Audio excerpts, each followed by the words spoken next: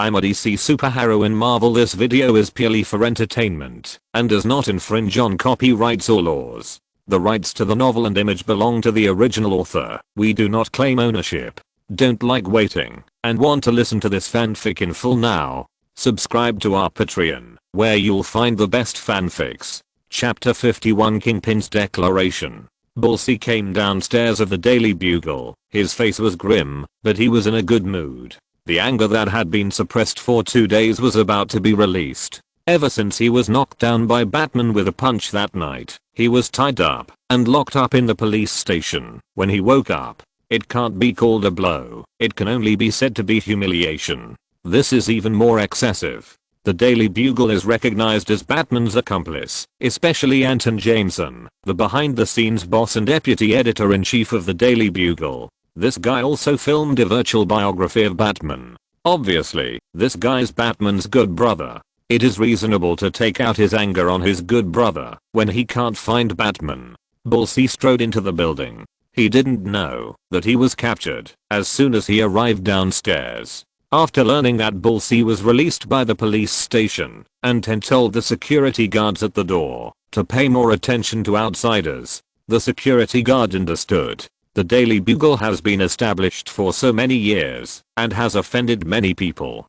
Although the security measures are not as good as those of large companies such as Stark and Osborn, they are not weak either. Bullseye was so aggressive and came to the downstairs of the Daily Bugle without any disguise. Of course, he would be discovered at a glance. This guy was too confident in himself. At the same time, he made the same mistake as Kingpin, and he didn't take the Daily Bugle seriously. Soon, Bullseye just arrived at the door of the Daily Bugle and saw his target at a glance. Anton Jameson. There was another man beside Anton. Bullseye knew that this man was Eddie Brock, the editor-in-chief of the Daily Bugle. Bullseye. Anton smiled slightly. If we want to solve the problem, we can go to the rooftop so as not to scare my employees. I'm in a good mood today. Since you are so sensible, let's go to the rooftop. Bullseye's eyes were as sharp as a knife, and he sneered, but you'd better not play tricks. Of course not. Anton shrugged. I'm just an ordinary person. What tricks can I play? Bullseye didn't take this sentence to heart. In fact, he hoped to see Anton play tricks, and it would be better to call Batman to fight again. This time, Bullseye was confident that he would never lose to Batman again. The three of them arrived at the rooftop. Creak. Bullseye locked the iron door behind him and looked at Anton and Eddie, full of murderous intent. Where is Batman? Anton and Eddie looked at each other and tacitly did not speak. According to the content of the previous communication, Eddie stepped forward and stood in front of Anton. I can see it. Venom shouted in Eddie's mind. This guy's definitely a bad guy. I want to eat him. Symbiotes need a chemical called phenylethylamine to maintain their health. This chemical exists in large quantities in the human brain, which is also the biggest reason why symbiotes like to eat human brains. In addition, Eddie discovered that there is also a large amount of phenylethylamine in the raw materials of chocolate, so Venom's recent staple food is chocolate. It is worth mentioning that for symbiotes who lack human morality, chocolate is a staple food, and the head can be used as a dessert. However, although this kind of dessert can be seen everywhere, it cannot be eaten whenever it wants due to the agreement with the host Eddie. Finally, today is the happy moment to enjoy dessert. Venom is eager to move and can't wait to eat Bullseye's head. It seems there is nothing to say. Bullseye showed disappointment and a dart appeared in his palm. He looked at the two people in front of him with cold eyes and a cruel smile. If I kill you, Batman will naturally come to my door. Whoosh. Bullseye said, just as he raised his hand and threw the dart. He was shocked to see Eddie in front of him transformed into a huge black monster.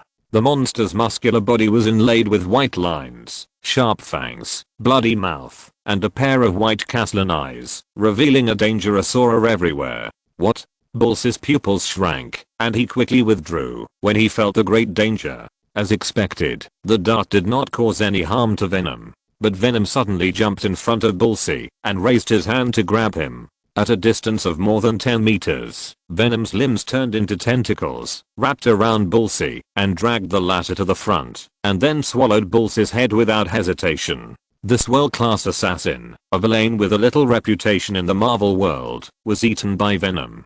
Anton behind him curled his lips, thinking he was so powerful. On the other side, in the suburbs of New York, in a private nursing home, Matt, who was fighting Kingpin alone, felt tremendous pressure and was defeated by Kingpin's extraordinary physique. Although Matt's sensitivity was slightly better than Kingpin's extraordinary physique had reached an unimaginable level. Such a talent reminded Matt of the legendary stories and characters he had heard when he was undergoing hellish special training. He gasped and kept his ears in the best states to capture Kingpin's actions. At the same time, he realized that Ben Urich behind him had left under the escort of the High Table Killer and knew that it was time for him to retreat. Kingpin is not that easy to deal with. If he could kill Kingpin easily, then Kingpin would definitely not be the terrible opponent in his eyes. Want to leave? Kingpin was furious. He hadn't had enough fun yet. Whoosh. The huge body came to Matt's side in an instant and raised his leg to kick him with a terrifying kick. Matt took advantage of the momentum to retreat, then jumped up and rushed into the alley behind him. Kingpin's face twitched. He really didn't expect that Daredevil would become so slippery, running away when the situation was not good. This was not his impression of Daredevil, but he was definitely not going to catch up. Kingpin took a deep breath, suppressed his anger, glanced at the nursing home, and ordered the people around him, "Send her abroad." After saying that, King didn't think about going to see his mother, turned around and took a car back to Manhattan. As a result, when he got off the car, a familiar yet unfamiliar figure greeted him at the door of the Fisk Company building and came to him with a smile. "Mr. Fisk, first meeting." Anton smiled and said, "This is my gift to you, to thank you for taking care of me these days." After saying that, he handed the suitcase in his hand to Kingpin and waved and left. At the same time, Wesley, who was welcoming Kingpin at the door of the building, had an ominous premonition. Wesley, who had been in the underworld for many years, of course knew that suitcases of this size were usually used by underworld cleaners to carry corpses. "Bring it to my office." Jinbing suppressed his anger. "I want to see what he can send me." A moment later, Wesley's ominous premonition was unfortunately fulfilled. Looking at the headless corpse wearing a leather windbreaker, Jinbing finally couldn't suppress his anger and slapped the desk in front of him. "Let people prepare weapons. I want to show these people how powerful Jinbing is." Jinbing gritted his teeth and was furious. He had never been humiliated like this. New York at night belongs to Jinbing. In recent years, many people have forgotten this sentence because of the transformation of the company. It's time to let them remember how terrifying and disorderly the underground world was back then. He spoke word by word, murderous. Wesley was in a trance, as if he saw the young man who walked out of Hell's Kitchen and put on his battle robe again. To be precise, Jinbing's original words were not like this. When he ascended the throne, he issued a declaration that resounded throughout the underground world. "The Mafia can now be run like a business. The chairman and the board of directors will be Kingpin." Thanks to Kamen Rider G for the tip. In addition, the monthly ticket has been changed and all the contract books can be voted. Let me see what the monthly ticket looks like, please. There are also recommendation tickets and collections. Chapter 52 Confused Little Spider. If you return Bulls' body to Kingpin, it will definitely infuriate him. Eddie clicked his tongue repeatedly, watching Anton leave the Fisk Company building and come to his side, and couldn't help but say, from now on, the Daily Bugle will not be facing a small fight. Kingpin is different from Drake. He is a man who has used violence to get to the top. In order to force Batman out, given his nature, he may massacre the Daily Bugle. Are we afraid that things will get out of hand? Anton asked back. Hearing this, Eddie laughed dumbly. Indeed, he stood on the side of justice, and with Venom protecting him, he was not afraid at all. The Venom in his body was even abnormally excited and kept cheering. Because in this situation, every stranger he met could become its dessert. The only thing he was worried about was the safety of the employees under the Daily Bugle. Don't worry, I've told everyone in advance to go back and rest for 2 days. As long as he's not stupid, he won't do anything to these innocent employees. Otherwise, he would have been removed from the position of the Underworld Emperor by those disgusting politicians. Anton saw what Eddie meant and smiled. What we should worry about now is that Kingpin is unwilling to fight us face to face. Are you sure we can get evidence of Kingpin's crime this time? Eddie asked. Our goal is not to fight, but to find out the arsenal of Kingpin. Anton said, there must be illegal items in his arsenal. If we catch this clue, we may be able to catch a bigger fish. Follow the clues and catch Stark Industries behind it and turn New York upside down. If this matter can be solved thoroughly, the justice value will be more. For Anton, it's a win-win situation. I didn't expect that I would be a hero one day. Eddie sighed. Since he and Anton brought down Carlton Drake and harvested Venom together, the whole world and life have changed dramatically. It's an extraordinary feeling. You will get addicted to it. Anton responded with a smile. Ring, ring, ring. Suddenly, his cell phone rang, and the caller was Winston. Anton, my informant sent me information that Kingpin has begun to gather people and has used a lot of heavy weapons. He will take certain actions, so you should be careful. Winston reminded him bluntly. Got it. Let your people get ready and meet up in Hell's Kitchen this evening. We have to take the initiative. Anton smiled. What? Winston was shocked. This was different from what he thought. Are we going to fight him head on? We don't have the advantage. Don't worry, I have my own arrangements, and I won't treat you as cannon fodder. After Anton finished speaking, he hung up the phone. Hell's Kitchen. A slightly thin young man wearing a red funny mask and a long-sleeved sweatshirt with a spider pattern walked into an underground boxing gym with a nervous look on his face. Hey, chicken, you want to fight too?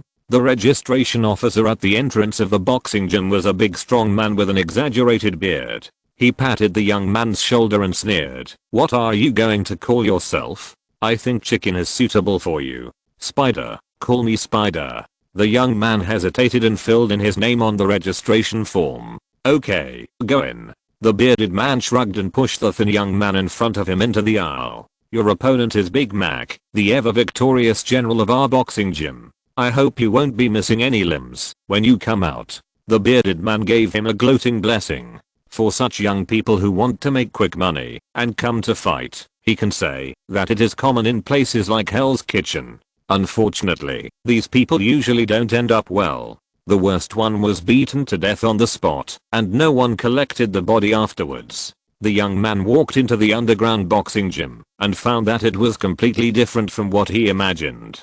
This is a place for black boxing. Hey. The young man panicked. I want to fight a regular boxing match, not a black boxing match. Boy, you're here now. The hot girl next to him, who was wearing revealing clothes, looked at him with disdain. Are you afraid? Afraid? The young man's blood boiled. How could I be afraid? Then get on the ring quickly. Your opponent is waiting for you. Big Mac will tear you into pieces. When the young man walked onto the ring, the iron cage above his head suddenly fell, smashing a cloud of flying dust. At this time, the young man really realized that this scene was not only different from what he imagined, but it was a world of difference. Cage fight.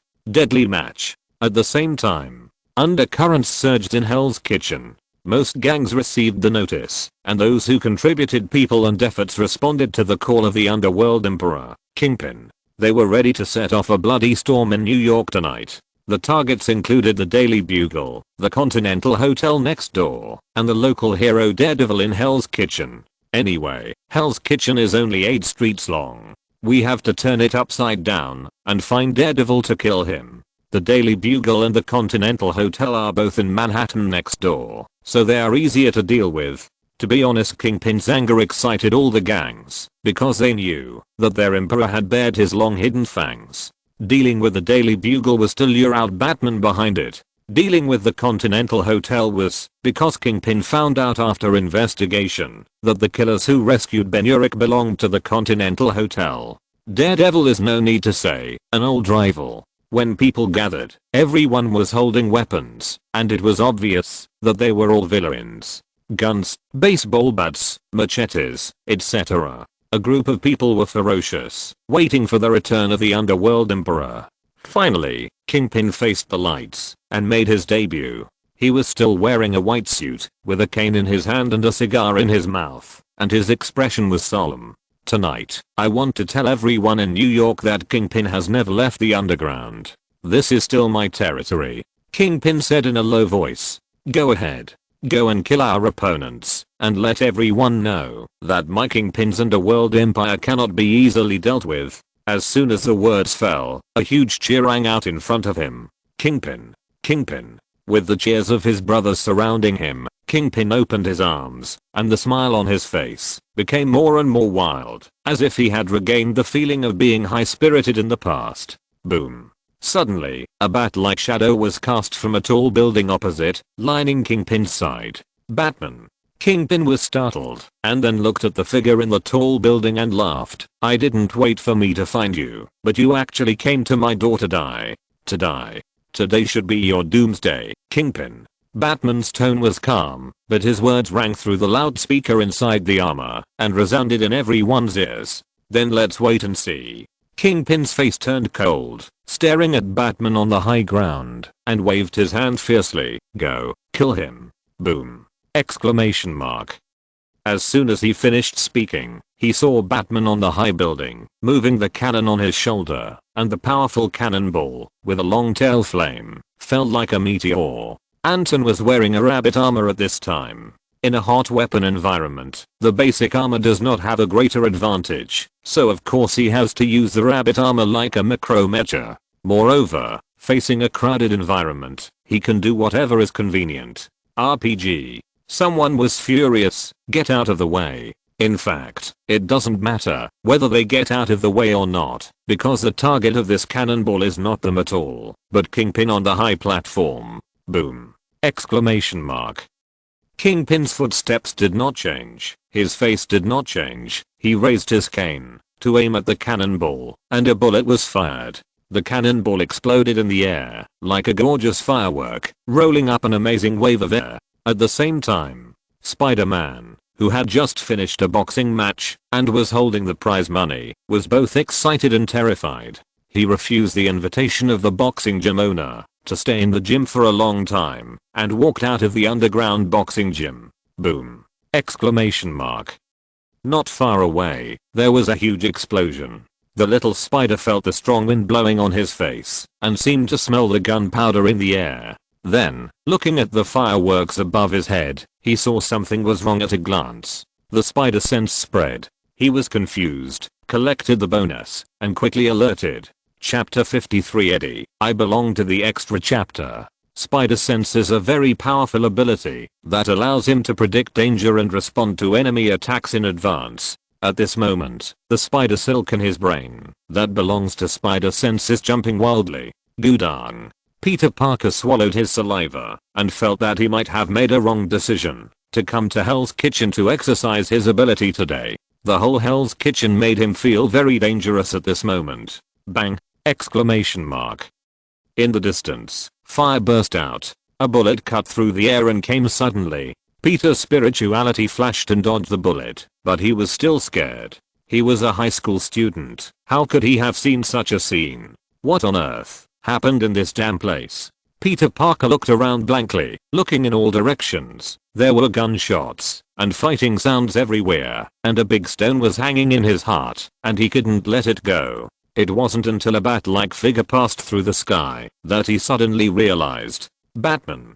Peter Parker was excited for a moment. This is his idol. Then, he looked around, without hesitation, followed the direction of Batman, and popped out the spider silk, ready to go over and take a look. After the fight in the underground boxing gym just now, he had a good understanding of his own abilities. With great skills, people are bold and self-inflated. From then on, the image of the cowardly coward in the past became more and more blurred. Batman, do you think I can't think that you will come to me on your own initiative? Kingpin grinned at Anton, who had transformed into Batman. With a wave of his hand, a group of thugs holding energy guns appeared from all directions. The energy guns in their hands are very advanced new weapons. Basically, only large arms companies or official forces are qualified to use them. You know, even the police in the United States can only use old-fashioned gunpowder power. There is no doubt that Matt is very prepared to investigate Kingpin. There must be a large arms supplier behind Kingpin. Stark Industries. Abadiatstan. Anton gave Abadiatstan a real hammer in his heart, and the corners of his lips outlined the arc of a smile. He was not panicked at the dozens of energy guns pointing at him. At this moment, on the rooftop of a building in Hell's Kitchen, in the shadows, Peter Parker covered his face with a red mask attached to the outer wall and stared at the scene. Although he was an outsider at this moment, he felt scared for Batman. Peter was an extraordinary academic master. He could see that the structure of these guns was extraordinary. They all used very advanced energy power. One shot could easily melt half of a person's body. Batman's mecha might be able to block one bullet, but it was hard to say if dozens of bullets were fired at the same time. Kill him. Kingpin gave a command with cold eyes. Buzz buzz buzz. The energy guns buzzed a few times, and the terrifying energy bullets emitted a blue light and shot straight at Batman in the middle of the street. Whoosh. Batman dodged left and right, and finally bounced up, suddenly changing his position, and the relatively tall Macro-Mecha disappeared without a trace, replaced by an ordinary looking armor. Then, the armor was hidden in the shadows of the street, and the thugs looked at each other in silence, unable to catch any trace of Batman. Kingpin frowned. When he saw Batman's methods, he felt that Batman was performing magic. The speed of switching equipment was as if he had the ability to change into different equipment in space. He could change into any state he wanted. What he didn't know was that he guessed right. The moment Anton jumped up, he switched to the basic armor with better concealment function and hid in the shadows. At the same time, he saw a figure that was familiar and unfamiliar. Hi. Anton stared at the little spider in front of him with interest, surprised that as one of the most popular heroes in Marvel, Peter Parker finally made his debut. Although he was wearing simple clothes, and it was obvious that he had just gained the ability and had not yet debuted in the C position, his miserable appearance confirmed the image of the little spider in Anton's mind. Little spider, is this scene good? The sudden appearance of Batman made Peter Parker's heart jump. He quickly dodged and attached himself to the outer wall of the building to keep a distance. But, Batman, I'm not your enemy, I'm your fan. Peter hurriedly explained. He didn't want to be considered an enemy by his idol, nor did he want to get involved in this dangerous dispute. He just wanted to be a bystander and watch the drama. Fan? Anton looked strange, but he felt very satisfied and accomplished. But, he's there. Suddenly, a thug found Batman's location. Not far away, someone was operating a searchlight, and the huge light enveloped Batman. At the same time, the little spider next to Batman was also covered by the light. Who is that? Don't worry about it. Kill them. Kill them. The thugs shot again and again. The next second, Batman hid in the shadows again. The little spider next to him hesitated, looked at the incoming energy bullets, and was so scared that he quickly shot out spider silk and moved to a farther building. What he didn't know was that in another corner, a figure holding a camera captured Batman and little spider under the searchlight and pressed the shutter. TSK, as the editor-in-chief of the Daily Bugle, I'm really conscientious. Eddie was quite proud. The photo just now showed Batman's extraordinary temperament to the fullest, especially against the poor boy wearing a red sweater with a spider pattern and an ugly red mask. Batman looked even more charming. This is the principle of red flowers and green leaves. It's a pity that Venom is a little ugly, otherwise he would never be regarded as a bad guy. Eddie sighed. He thought of the battle between Venom and Riot in San Francisco and the Golden Gate Bridge. In the previous news reports, all of them said that Batman defeated two monsters and saved San Francisco. Little did they know that it should be Batman who teamed up with one of the monsters to kill the other monster. Why is it a bit wrong? I'm not a monster. In Eddie's mind, Venom's angry shouts rang out. Apologize. Buzz buzz buzz. Energy bullets shot randomly, and the blue lights swayed back and forth, making the night Hell's Kitchen look like a nightclub. Batman dodged left and right, causing the thugs to chase him frantically. At this time, Anton, who turned into Batman, was a little distressed. The energy guns were powerful, and he didn't dare to take the risk. However, if he didn't deal with these thugs, it would be difficult to face Kingpin. He had to find someone to help. Anton thought of the little spider he had just met. Boy, are you interested in helping me? He came to the little spider who was trying his best to hide himself and was afraid of getting into trouble.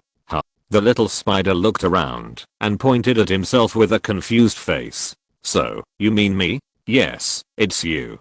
Anton nodded and commanded unceremoniously, use the spider silk you just shot to pull the big guy over. The big guy, of course, refers to Kingpin. The little spider hesitated, looked at Batman, and then looked downstairs.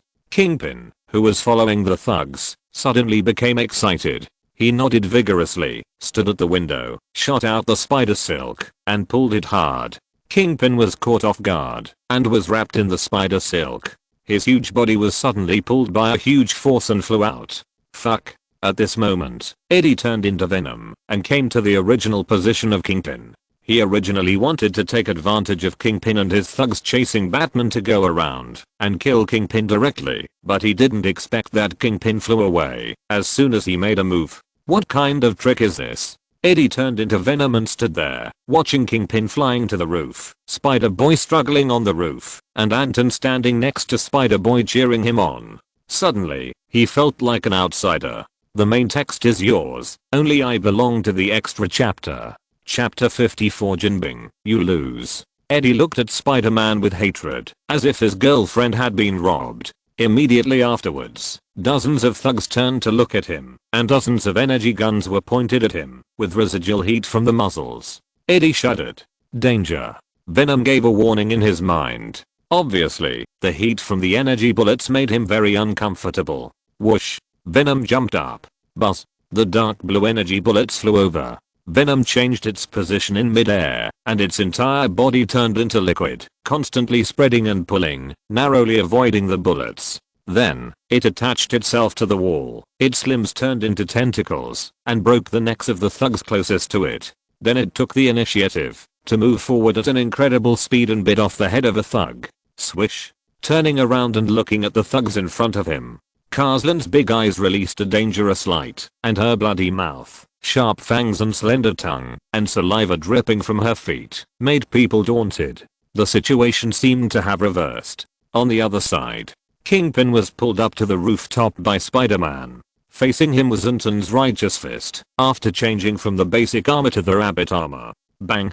Kingpin fell on his back. Spider-Man dodged and Anton stepped forward, watching Kingpin turn over and stand up, as if the building under his feet was shaking. Although Spider-Man has mastered powerful strength, his mentality is not yet fully mature. Facing the terrifying Kingpin, he felt like his heart was about to jump out of his body. Batman. Kingpin glanced at Spider-Man coldly. He is your helper? A little guy who hasn't even grown all his hair? Although Spider-Man's face was covered, his youthful aura could be clearly seen without looking at his face. You shouldn't underestimate him, Kingpin.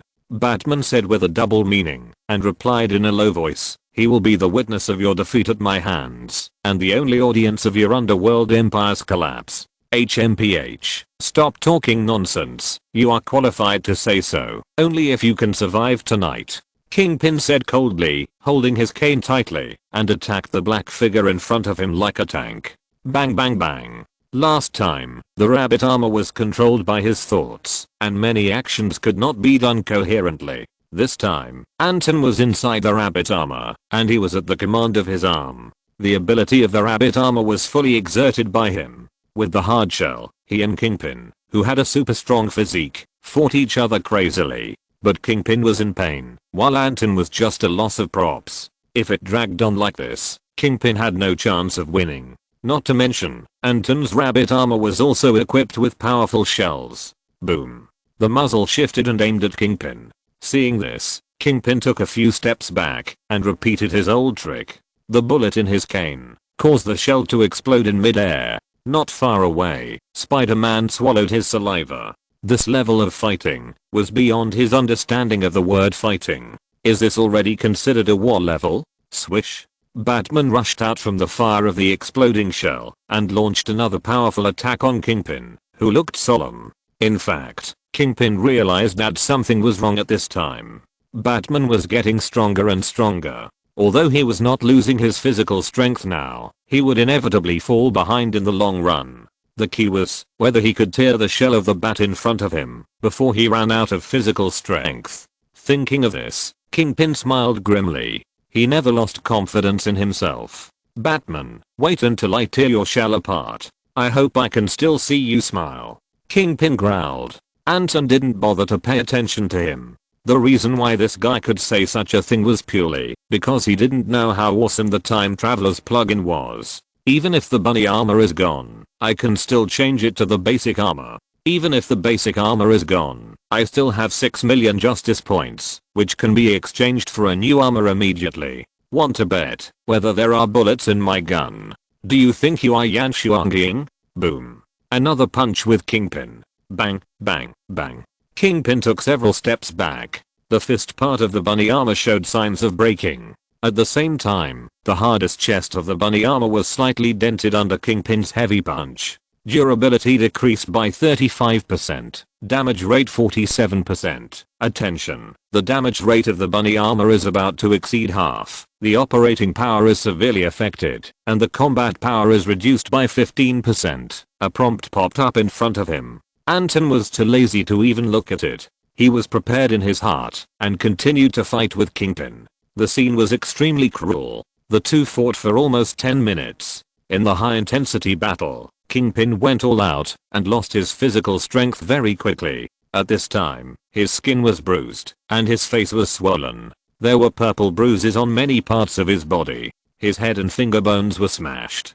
Blood stained his bald head red. His palms seemed to be soaked in blood, which made him look even more hideous. As for Anton's rabbit armor, it was also in a bad state. The arm was seriously damaged, the chest was extremely sunken, and the joints were disconnected. The movement became less flexible. Both sides were almost exhausted, as if it was difficult to punch. Only Spider-Man not far away knew that, although the two guys were in a state of depression, they still had unimaginable terrifying combat power. Is this the world of superheroes? It's terrible. Spider-Man trembled. Although he believed that he had obtained extraordinary powers, he still felt that he was not up to the task of participating in it. Hey, Batman, your shell has been torn apart by me. Let me see your true face. King didn't know where the power came from. He approached the rabbit armor and grabbed the head of the rabbit armor with one hand and was about to tear it apart by the steel helmet. Be careful.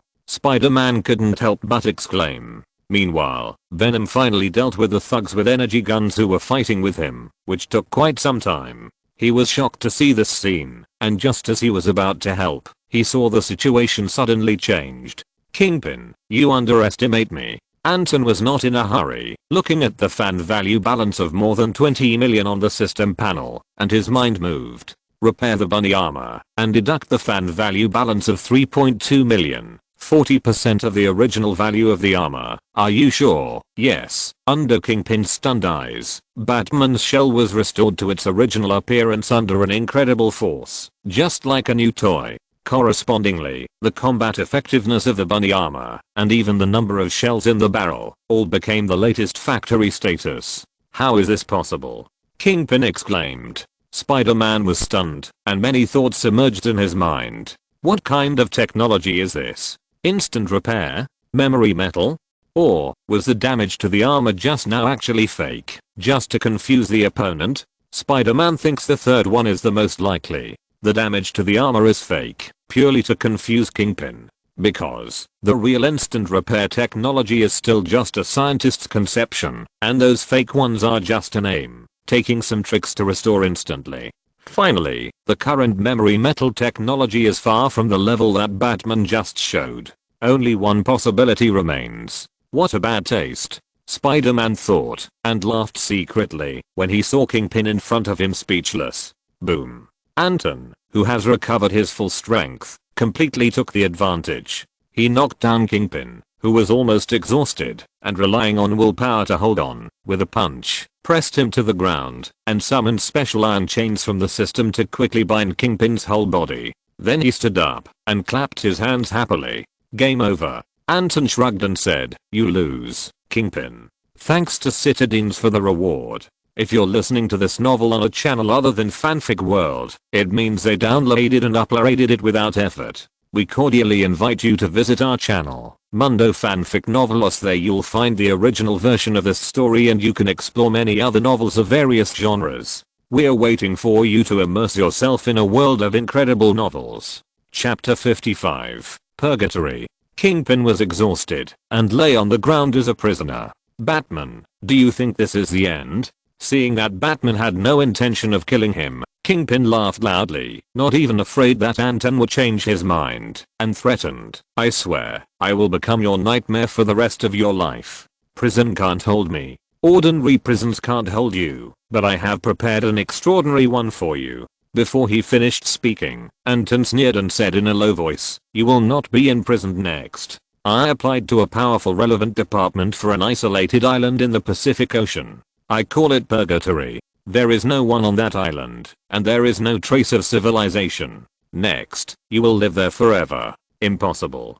Kingpin roared. "No one can judge me. You are not qualified to judge me." "I really don't, but the relevant departments can," Batman said calmly. "Related departments?" Kingpin frowned, thinking of what Batman just said. His heart couldn't calm down. To be precise, it is the Strategic Defense Attack and Logistics Support Bureau. A man with sparse hair appeared. This guy had arrived at the scene with a group of agents, and only came out to steal the spotlight after the battle was over. Next to Coulson was Matt, who was transformed into Daredevil. Although Matt did not appear in time to support Anton, he actually made a great contribution. It was he who led Coulson to rush to Kingpin's most secret warehouses and residences shortly before the battle between Anton and Kingpin began, dug out the secret weapons hidden by Kingpin, and truly found criminal evidence that was enough to convict Kingpin of a felony. Compared with killing his father when he was a teenager, this was a felony that could kill him with one blow. Of course, the previous actions were not meaningless. On the one hand, they angered Kingpin, and on the other hand, they redefined Kingpin's crimes, adding crimes to crimes, and making it impossible for him to turn over. "Hello, I'm Phil Coulson." Coulson smiled at Kingpin, who was exhausted, tied up, and unable to move. He said solemnly, "We found a large number of illegal weapons in Hell's Kitchen, including Stark Industries' latest missile system, Jericho. This violates the national security law. Kingpin, you are under arrest." Jericho missiles, a new type of missile developed by Tony Stark, with advanced missile systems, have the power to destroy a city in an instant. The price is $500 million, and that's the starting price. The least noteworthy thing is probably that buying a set of Jericho missiles will come with a top-end, multi-million-dollar wine box, which includes tequila, whiskey, red wine, and other expensive high-end wines. It is also worth mentioning that Tony went to Afghanistan to promote this missile system, but was attacked and disappeared. Coincidentally, Coulson brought the missile to the scene and caught him red-handed. Click. Anton stepped forward, opened the wine cabinet next to the missile, switched from the rabbit armor to the basic armor, revealing his handsome chin, poured himself a glass of whiskey, and then raised the glass to Kingpin, drank it all in one gulp, posing a victorious attitude, obviously celebrating.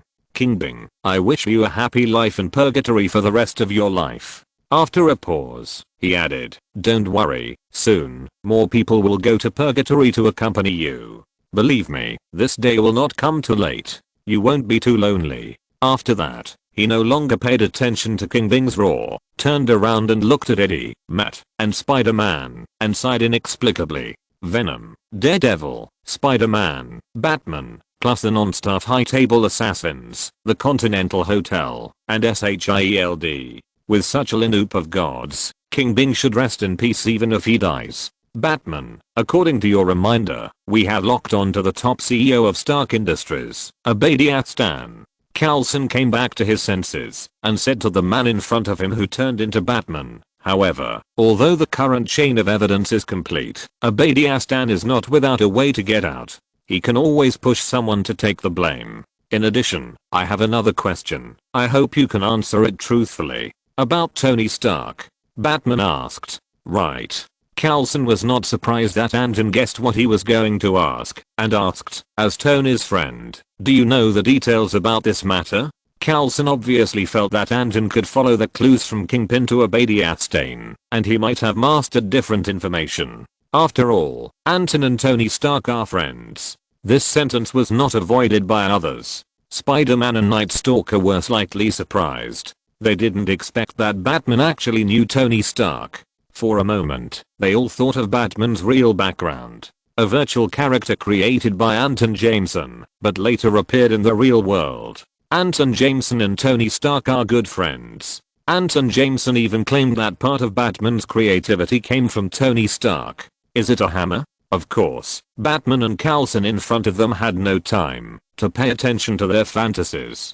Although there is not enough evidence to prove that Obadiah is the mastermind, I can give you a definite answer. Anton listened and said bluntly, I think what happened to Tony was not an accident, but a premeditated murder. The mastermind is most likely Obadiah Stane, and you need to take action against him immediately. This is not a secret worth hiding. As early as in the original plot, S.H.I.E.L.D. took action against Obadiah Stane. Obviously, they themselves did not trust Obadiah that much. But I don't know whether Obadiah hid too well, or S.H.I.E.L.D. really didn't find definite evidence. They would rather search for a needle in the haystack in the desert of Afghanistan for several months, but they couldn't find any clues in the United States. If Tony's father, Howard, was not one of the founders of S.H.I.E.L.D., no matter how good Tony's inventions were, this guy should have been abandoned long ago. Strictly speaking, Tony Stark is the legitimate son of S.H.I.E.L.D. Moreover, before the birth of Iron Man, no one thought that Tony Stark would break out of his cocoon and transform into a superhero.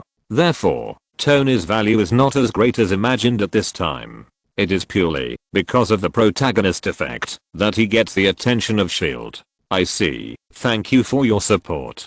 Coulson shook hands with Batman and ordered the agents behind him to carry away the Jericho missile. At the same time, Kingpin was injected with a large dose of drugs and was taken away. However, he left the wine box attached to the missile in place, and the meaning was obvious. Only Batman, Venom, Spider-Man and Daredevil were left on the rooftop.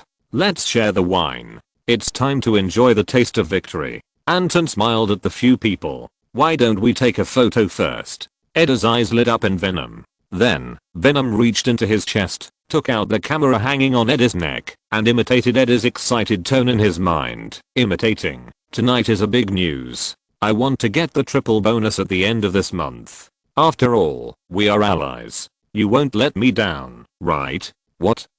Spider-Man and Daredevil looked at each other. On the side, Anton, who was dressed as Batman, was very touched. Eddie was such a good employee. He even took money from his boss. This is really my last chance. I don't want to be left out like this. Please collect and recommend. Please vote for the monthly ticket. Chapter 56. End of the event. Leaving Hell's Kitchen, Spider-Man went home with the whiskey Batman gave him. Spider-Man felt dizzy and his face was full of happiness. He still couldn't believe that he had such close contact with his idol and got a gift from his idol.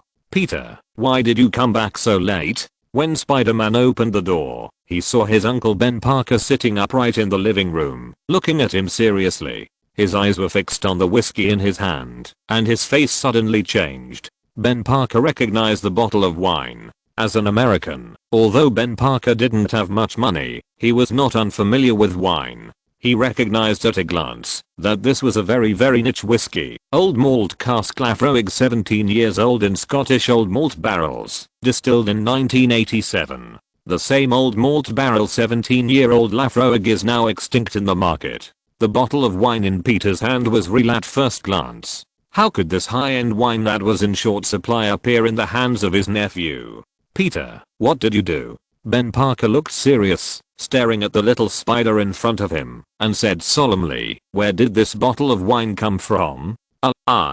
Peter was speechless, racking his brains, but his mind was blank. What they didn't know was that it was because of Peter's experience in Hell's Kitchen that his fate changed. In the original Destiny, Ben Parker should have been shot and killed today. A butterfly in the tropical rainforest of the Amazon River basin in South America occasionally flaps its wings, which can cause a tornado in Texas, USA 2 weeks later. This is called the butterfly effect. After parting with Matt and others, Anton returned to his original appearance and walked out of Hell's Kitchen with Eddie. They saw Winston, who had been waiting for a long time outside Hell's Kitchen.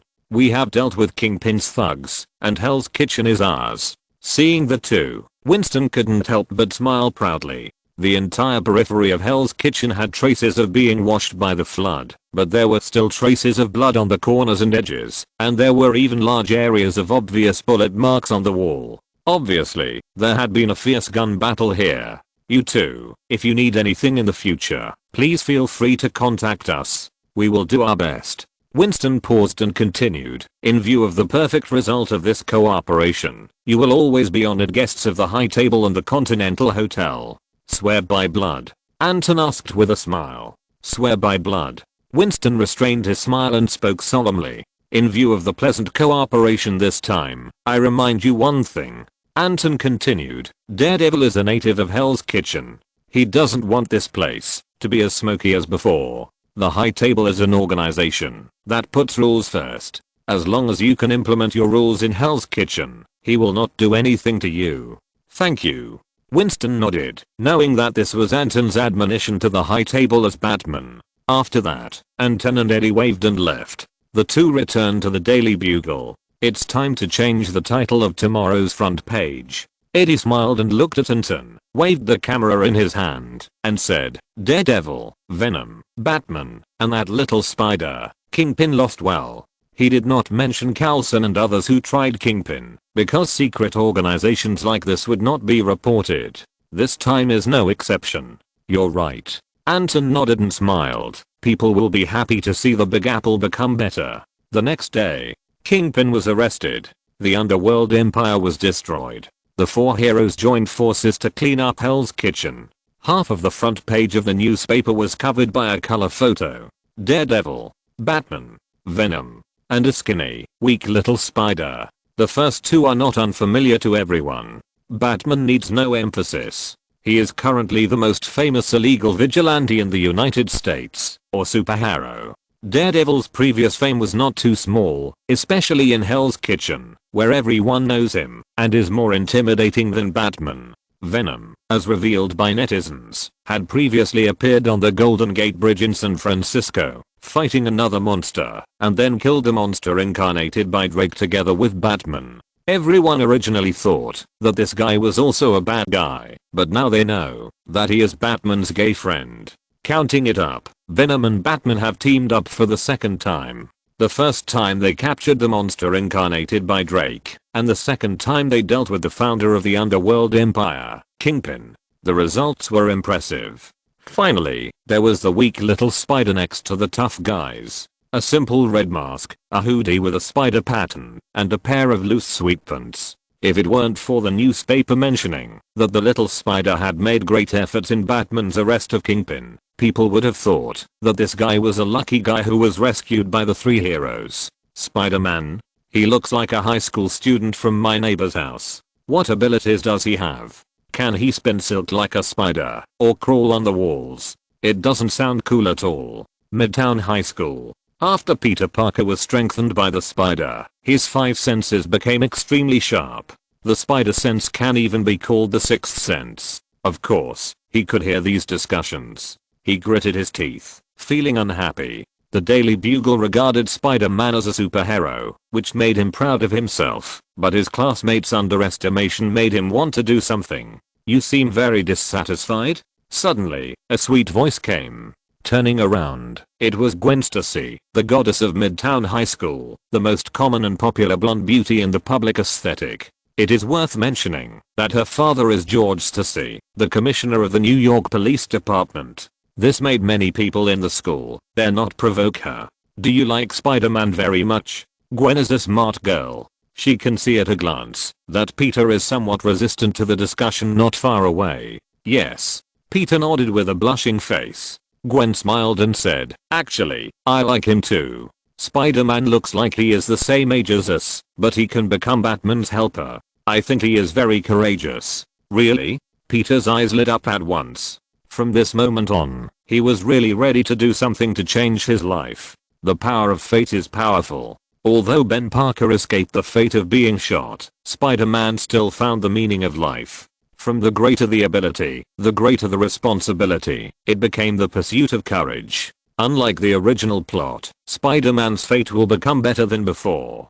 Daily Bugle. Today's newspapers are selling like crazy, and the whole New York is out of stock. Anton, the Daily Bugle will go to the next level under our leadership. Eddie was proud. At this time, Jonah Jameson was hugging a young and beautiful blonde in Hawaii. Hearing the news from New York, he smiled.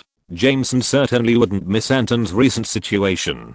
Kingpin's power is huge, and he was very worried when he knew that Anton would confront Kingpin. But seeing this ending, he knew that he had made the right choice. Anton is his most satisfactory successor. Then, looking not far away, John Wick, the former New York assassin king, hugged his wife Helen, blowing the sea breeze, and looked happy. Except for the sun, who is still floating in space, Jameson feels that his life is perfect now. On the other hand, Anton was also very satisfied, not only because the Daily Bugle had reached a higher level, but also because of the system prompt.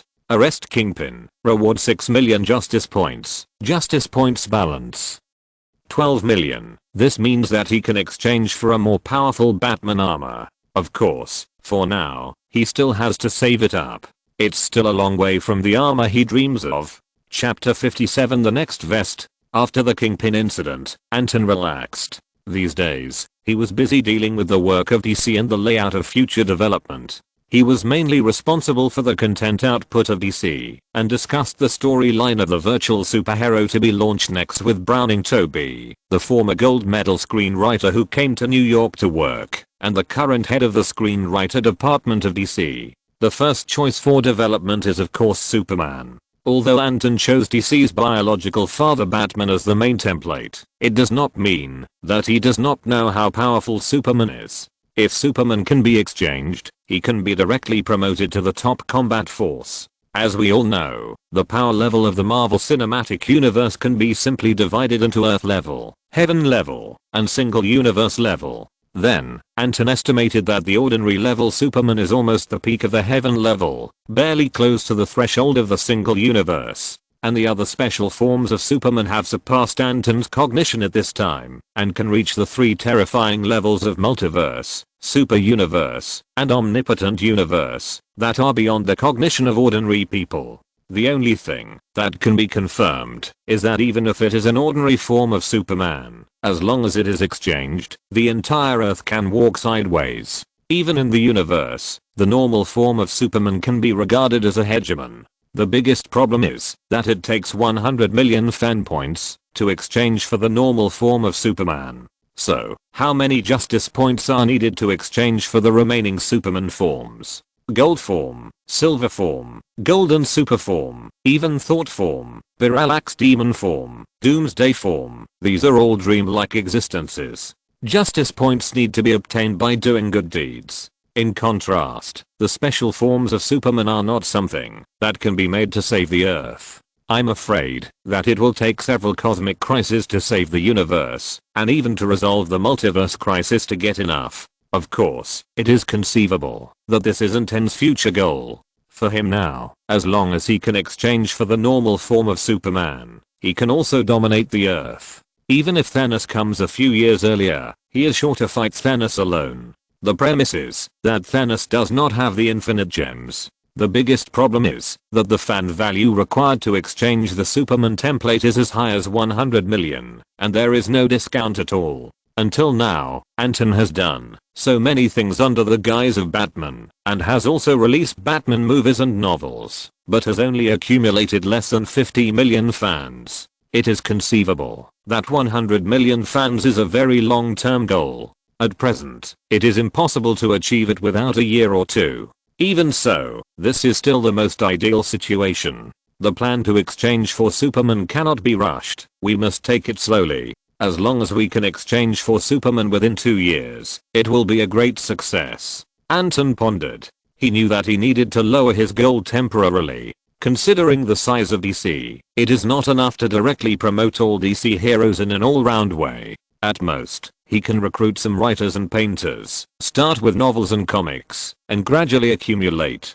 In addition to the key target Superman, a comprehensive large-scale operation can also draw out some people to exchange for a relatively cheap hero. After all, Anton only has Batman as a vest, which is a bit tight. By the way, Green Arrow only costs 10 million. Anton thought about it, and then without hesitation, he excluded the cheapest Green Arrow. Green Arrow's abilities are highly overlapped with Batman, but Oliver Queen's settings in all aspects feel inferior to Bruce Wayne. He is a low-profile version of Batman. Although cheap, He feels useless and can't make up for his shortcomings. The second is Cyborg, who only needs 20 million to redeem fan value. Anton touched his chin and felt that Cyborg was an excellent second choice. Cyborg, formerly known as Victor Stone. Victor was originally an athlete. He was accidentally injured by the Apocalypse Mother Box and was in a dying state, but he fused the Mother Box molecules at the moment of the explosion. In order to prolong his life, his father Silas Stone took him to the Red Room laboratory where the US government collected various alien technologies for rescue. During the process, due to the influence of the Mother Box molecules, Victor absorbed all the high-tech in the Red Room and eventually became a half-human half-mechanical cyborg. Since most of Cyborg's body has been replaced by machinery, it gives him superhuman strength, endurance and stamina. Various parts of his body are also equipped with some lethal weapons, and he has the ability to fly, sensor systems, strengthen his body, bulletproof, detect and so on. In this respect, he is also a highly mobile warrior. In addition, Cyborg's brain has been transformed into a quantum computer, which keeps pace with the internet 24 hours a day. It is an extraordinary semi-mechanical life form like an intelligent AI. If the highly mobile Cyborg can be exchanged, it will indeed be a great supplement to the existence of Batman. The point is, it is not expensive. 20 million fans. If everything goes well, it will definitely be done within a few months. Anton has exchanged Batman and has some experience. Moreover, he is now a genius director with his own traffic and a well-funded DC company under his command. It is not a problem to launch 1 or 2 new IPs. Whether it can be a big hit depends on whether you are willing to spend money. Anton is obviously willing to spend money, so he doesn't consider failure and just does it. He found Browning. Boss, I have basically set up the Superman storyline that you have focused on, and I have also listed the outline. Next, whether it is a novel or a script, we can hand in the work quickly.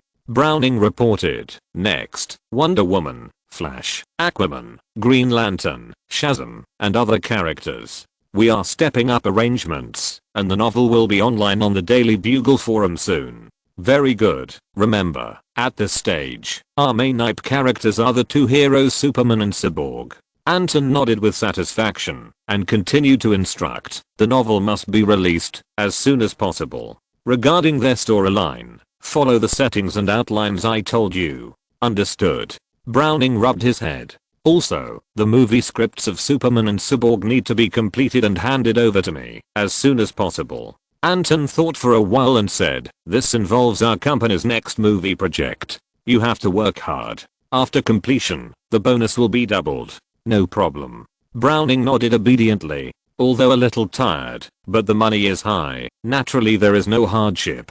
Seeing this, Anton smiled slightly. As a rich man, he was used to the bad habit of using money to attack others. Suddenly, he could understand the joy of Tony Stark's life. However, with his current wealth, there were still several life foundations between him and Tony Stark. After giving the order, Anton returned to the Daily Bugle. Seeing him coming back, Eddie complained, Anton, I received news that Abadia Stan will issue a statement today saying that someone in Stark Industries Group cooperated with Kingpin for personal gain and will be severely dealt with and apologize to the public. I have to admit that this is really an old fox. Oh. Anton came back to his senses, was surprised, and watched the news on TV. At this time, the screen just cut to the press conference at the door of the Stark Industries building. Abadia Stan stood on the stage, slightly sad, and faced the media and the audience in front of the TV with a solemn face. Chapter 58, Unexpected Investors. In recent days, Kingpin was arrested, and the underworld empire collapsed. I thought this incident had nothing to do with Stark Industries, but I didn't expect that someone in the company's senior management was secretly colluding with Kingpin. In short, I have dealt with this matter seriously, and the authorities have also intervened.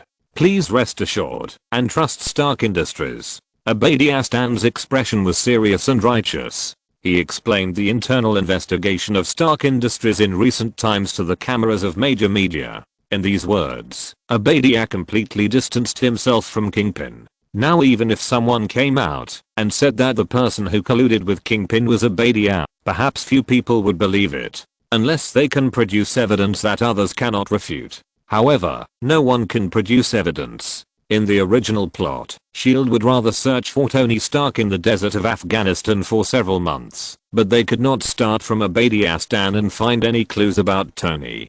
Doesn't this prove how difficult Abadiastan is? It seems that Abadia has noticed that some relevant departments are targeting him. Anton saw this and thought to himself. He searched the name of the unlucky guy that Abade pushed out to take the blame and found that this guy was Abade's senior assistant who had considerable power in Stark Industries and was Abade's right-hand man. This time, Abade was also a hero. Let's leave this guy to Tony when he comes back to deal with it. Anton shrugged and turned off the TV. He is very busy now. Anyway, Tony Stark has been missing for nearly a month. Judging from the plot in his memory, Tony Stark will naturally make a comeback in 2 months at most. At that time, Tony Stark should change his appearance and call him Iron Man. Abade is a complete old fox and very difficult to deal with. Anton has other plans recently and does not intend to interfere. The thought changed and he saw Betty coming in front of him.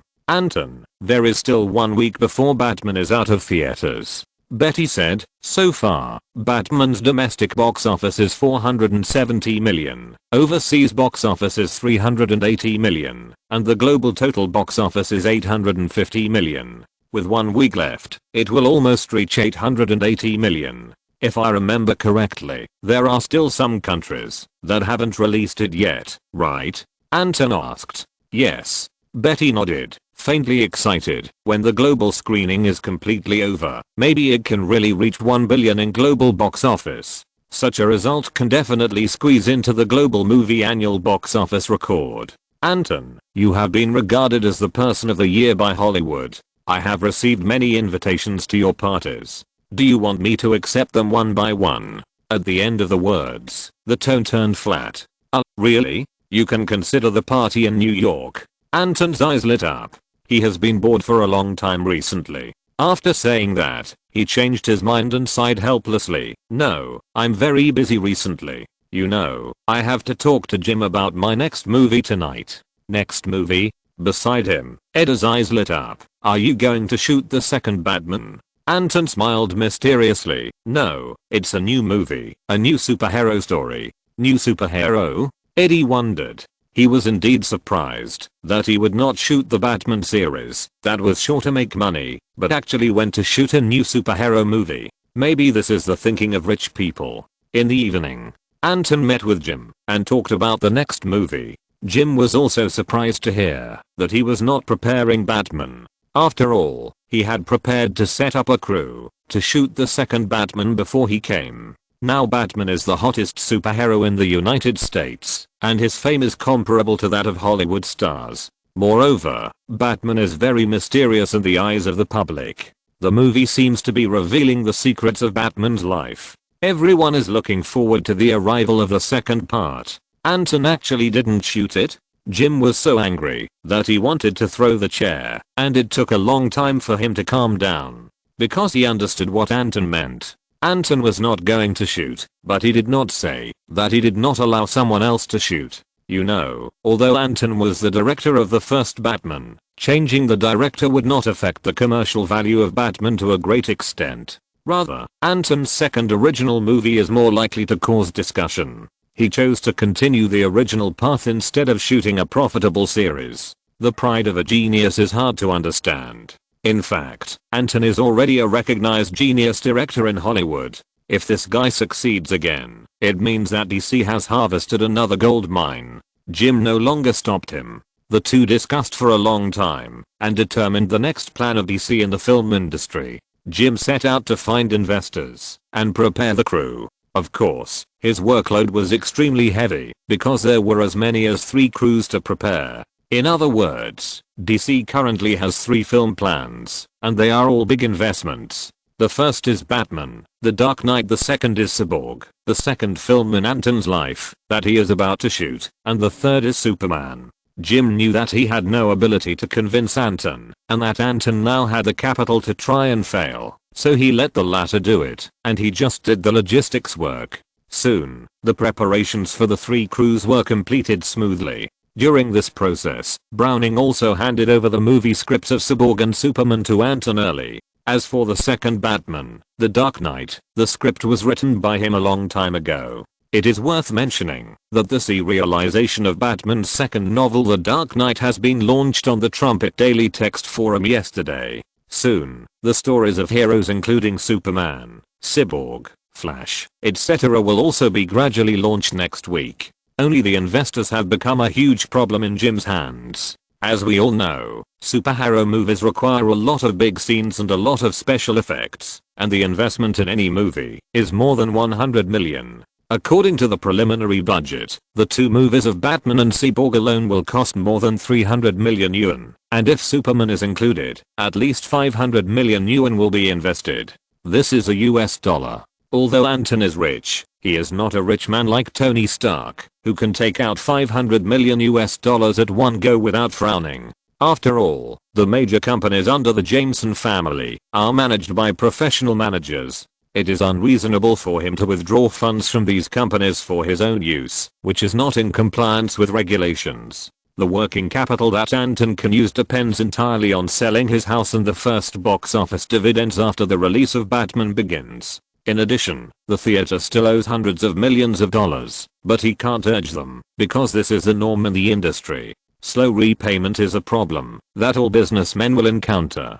Besides, even if Anton has money, he will not take care of it all by himself for such a large investment. Wouldn't it be better to use the remaining money to open up other channels? You know, movies are just a big part of earning fan value, not the only source. Besides, Anton fooled Tony into investing money before, because no one was optimistic, and he didn't have enough money. It's different now. As a talented Hollywood director, he holds a super IP like Batman that is guaranteed to make money. Countless people are chasing him with money. The problem is that the investment in the two projects Cyborg and Superman is too large, and not many people are bold enough to join. As for the few bold ones, Anton has to screen them.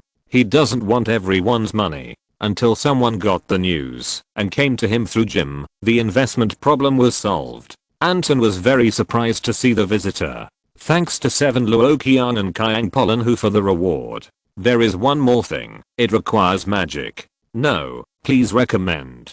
Please vote for the monthly ticket. Chapter 59. Spider-Man debuts. Harry, it's our first meeting. I didn't expect you to be interested in the Batman movie. Looking at the rich second generation in front of him, Anton never thought that this guy who had nothing to do with the film industry would take the initiative to come to him after getting the news. Harry Osborn, the second generation Green Goblin, the son of Norman Osborn. Of course, Harry is the same age as Peter now, both are high school students, and the two are still childhood friends. I'm a fan of Batman. I heard that DC was preparing to shoot the second Batman movie and lacked funds, so I volunteered to come. Harry still looked a little immature at this time. He smiled and said, Anton, I have learned your requirements from Jim. I'm willing to pay 50 million for 25% of the dividends. This should be the most generous one among the investors you have contacted so far, right? The planned production cost of The Dark Knight is about 180 million. Harry's 50 million only accounts for 25% of the dividends, which is a lot of profit. It can be said to be generous, worthy of being the son of Osborn. Yes, you are the most generous one.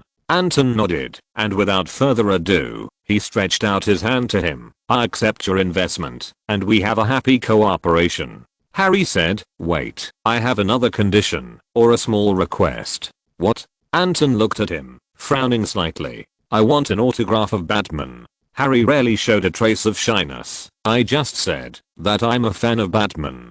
This. Anton was a little embarrassed. Don't refuse, Anton. I know you can definitely contact Batman. This is a secret known to everyone. Harry said, if there is only one person in the world who knows the true identity of Batman, that person must be you. Okay, deal. Anton shrugged. Great. Harry smiled. Thank you, Anton. Seeing Harry's immature look, Anton's heart moved, thinking that he might as well grab a sheep and pluck it, and he was too lazy to continue looking for investors. Anyway, the two movies Cyborg and Superman will probably not treat Harry unfairly after they are made. for the sake of Batman's signature. Harry, are you interested in our other two films? Anton smiled slightly, put his arm around Harry's shoulders, and began to introduce DC's ambitions to him. A grand blueprint slowly unfolded before Harry's eyes. 2 hours later, Harry left the DC company downstairs of the Daily Bugle in a daze. He had spent an extra $100 million for no reason, and the total cost was $150 million. Anton saw him off with a smile on his face, sighing that Osborn was rich. Harry Osborn, a high school student, made some investments casually, and he didn't need anyone's consent to squander $150 million. Isn't this a rich man who is inhumane? But Anton didn't cheat anyone. He was indeed very optimistic about the return rate of Cyborg and Superman, just like he was optimistic that Batman Begins would make him a fortune. The two concepts are the same. Harry is not stupid. Although Anton's words are very persuasive, the former will also take decisive action when he sees an opportunity. Most importantly, Norman Osborn had praised Anton in front of him. Based on his trust in his father, Harry made the biggest investment in his life so far, an astonishing $150 million. 3 movies received $50 million investment each. With the initial budget of $500 million for 3 movies, the funds introduced from outside have solved 30% of the budget. He will pay another $200 million and introduce the remaining $150 million. This allocation seems quite reasonable. Anton can still have some money left to promote the development of novels, comics, and even animation, and other entertainment industries, including the Marvel Starting Point network plan he has always wanted to complete. It's perfect. After this talk, he had another talk with Jim, who was far away in Los Angeles. Jim was very happy to get the news. After the establishment of DC, the first development plan that was just launched was able to be linked to Oscorp. Jim felt more and more that he had made the right decision. A giant company like Oscorp can be said to benefit a lot from being an investor in movies, and all kinds of hidden benefits can make people full. New York. Anton walked out of DC, went up 1 floor, and came to the Daily Bugle, which was only 1 floor away. After he founded DC, he rented the floor below the Daily Bugle and put the company and the newspaper together for easy management. Anton, have you heard recently that a Spider-Man appeared in Queens? Eddie looked at the manuscripts handed in by his reporters with a strange look on his face, as if he thought of something. Little Spider, you shouldn't forget it, right? He said to Anton in a somewhat unnatural tone. The little spider who helped you on the night of catching Kingpin. Of course I remember. How come he debuted in Queens? Anton replied. Although he said so, he actually knew it in his heart. Queens, Little Spider, who else could it be besides Peter Parker? Thinking of that night when Little Spider said he was a fan of Batman, Anton felt a little proud. We just had a meeting to discuss that Spider-Man will be on the front page of tomorrow's newspaper. Eddie added, he has done some things recently and has been called a good neighbor of New York citizens by our colleagues. He is quite popular now, and many people like him. He paused and suddenly gloated. However, he often steals work from the police. Now the people who dislike this illegal vigilante the most are probably not those petty thieves, but the police. Isn't that good? We have done the big things, and someone has to do the small things for us. However, that kid looks too young and needs more training. Anton thought that Spider-Man did a good job. Of course, stealing work from the police will indeed attract the dissatisfaction of a large number of police officers. Because if the police do nothing, people will never think that there is no crime in the city. They will only think that the police station is incompetent. And for the police alone, Spider-Man's actions will also make them feel humiliated. They run around every day, maybe they do 9 out of 10 things, and the remaining 1 thing is snatched away by others. People come to criticize you for being incompetent, which is of course frustrating. Wait, are these the photos we took of Spider-Man? Anton looked through the manuscript and the attached photos, and found that most of them were only taken from the side, with ugly angles, and the few frontal shots were all blurry, which could not be used as the front page of the newspaper. These are all the screenshots we retrieved from the surveillance. You should know that the guy was swinging around in the high-rise buildings, like a real spider. We couldn't take good photos, so we had to make do with them. Eddie shrugged. It's a bit unprofessional to publish such photos. Anton said with a headache. but if we don't publish the photos, it will make us look even more unprofessional. Eddie said. Can't we use the photos of Kingpin that night? Anton asked. Is there any difference between that photo and these? Besides, it's a used photo. It makes us look like we can't get new photos. We will be ridiculed by our peers, Anton. Eddie refused. Hearing this, Anton thought of the listless look of Spider-Man that night and was speechless. Dang dang dang. There was a knock at the door, and Phil walked in, followed by a young boy with a childish face and a slightly thin body. Phil said, Editor-in-Chief, boss, this guy said he has some exclusive photos of Spider-Man and asked if we want them. Anton and Eddie looked at each other, and it was really what they wanted.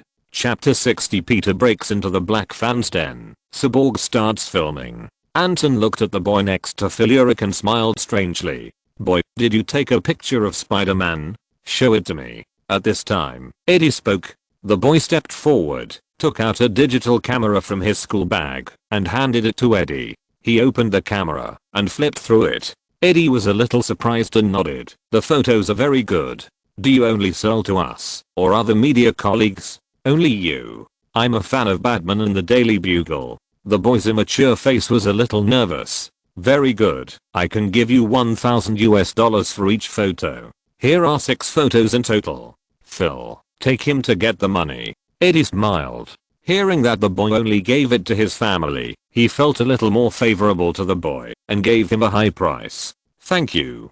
The boy breathed a sigh of relief. Seeing Phil taking him away, he couldn't help asking, if I take photos of Spider-Man again, can I find you later? Of course, we will take as many as you have. As long as you promise to supply it exclusively to us, I promise to give you the same price as this time. Before Eddie could speak, Anton agreed happily. Then, Anton asked casually, by the way, what's your name? Peter. Peter Parker. The boy left his name before leaving. Anton smiled slightly. Spider-Man came to the Daily Bugle as usual and took the initiative to break into his own Black Fan den. Fate is so wonderful. Peter was extremely excited when he left the Daily Bugle with $6,000. This was not the first money he made in his life, but it was the largest sum he made, and for him, it was the most useful sum. It solved Peter's urgent need. He planned to use the money to buy materials and make a battle robe himself.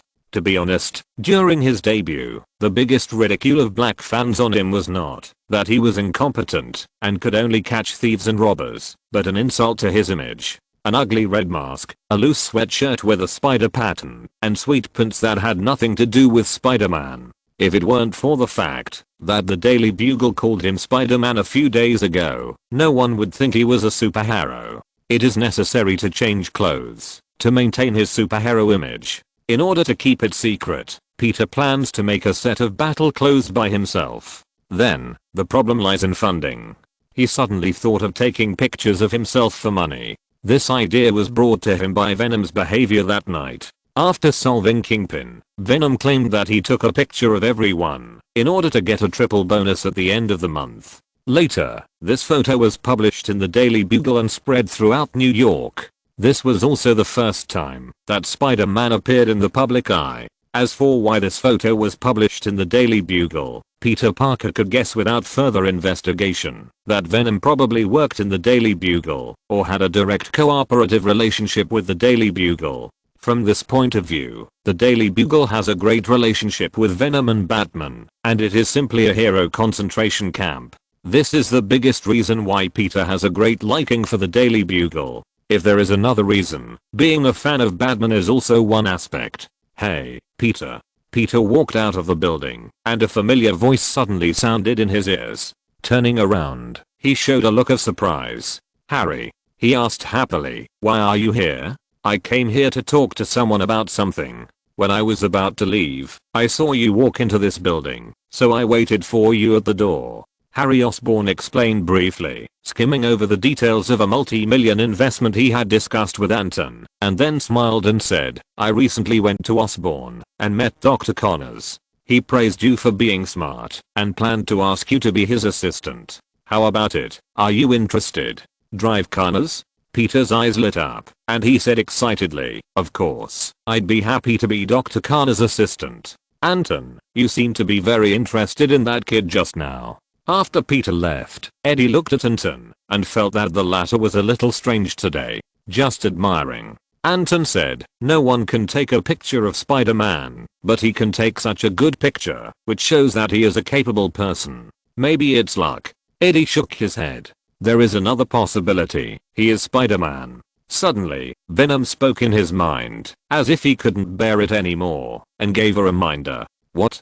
Eddie was stunned. Seeing this, Anton smiled and left the Daily Bugle. Although he saw Spider-Man under the mask, he was not prepared to interfere with Peter's growth. Every superhero is unique, just like every human individual, with their own ideas. Of course, Peter's recognition of the Daily Bugle made him happy. This shows that the Daily Bugle, led by him, has been recognized by more people. Let's get back to the point. Anton returned to DC downstairs to supervise the work of Browning and others. The novel Superman, Man of Steel is already in progress, including Cyborg, Flash, Mysterio, Shazam, and other heroes, all took the first step, which is not difficult, under the hard work of the writers. The novel section of the Daily Bugle official website, the publishing platform corresponding to the novel, was developed early, just waiting for DC to upload the relevant novel content. Based on everyone's attention and discussion on Batman, the novel section had enough traffic to support its operation at the beginning of its establishment. After all, Batman's second work, The Dark Knight, is being serialized on the forum at this time. In other words, the Horn Novel Forum was profitable right after its establishment. Thanks to the support of advertisers and the resources accumulated by the Horn Daily over the years. These two alone can support the early development of the Horn Novel Forum, and DC only needs to output content. Ring, ring, ring. Jim called.